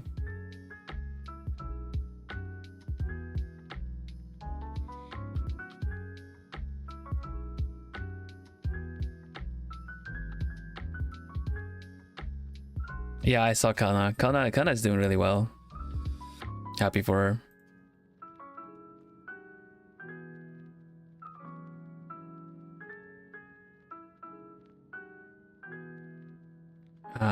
Let's do. Oh, I need to catch up on like a lot of people if I have like if the mutuals on Twitter, if they also stream on YouTube. This would be a good opportunity to, you know, kind of approach some people as well to just rate them. If they would also show that they have similar streaming times and stuff too. So I'm gonna have a look. But yeah, raid message. Hoot hoot! Happy 6 months, senpai. And hopefully we can finish Who by next week, so that they can also have, you know, all the senpai together. We can put them together in like a nice presentation. I'm gonna raid, yeah. We're raiding Miel, Kumanui Miel, which is my senior in Globie. She's been very attentive, very nice, and very supportive. So she was in chat before too. And thank you everybody. Hutsu. Oh yeah, Miel senpai has a new cover as well, so we'll be sure to check that out too.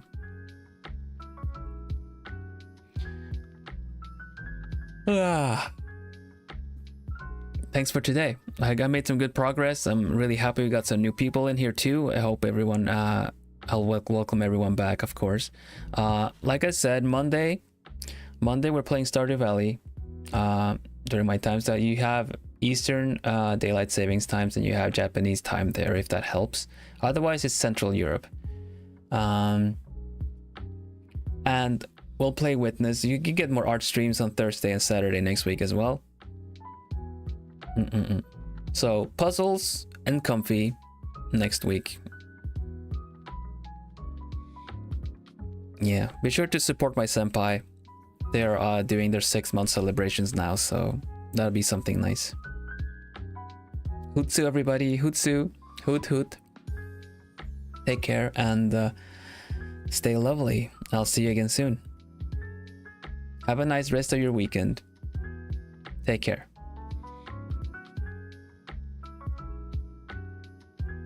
Bye bye for now.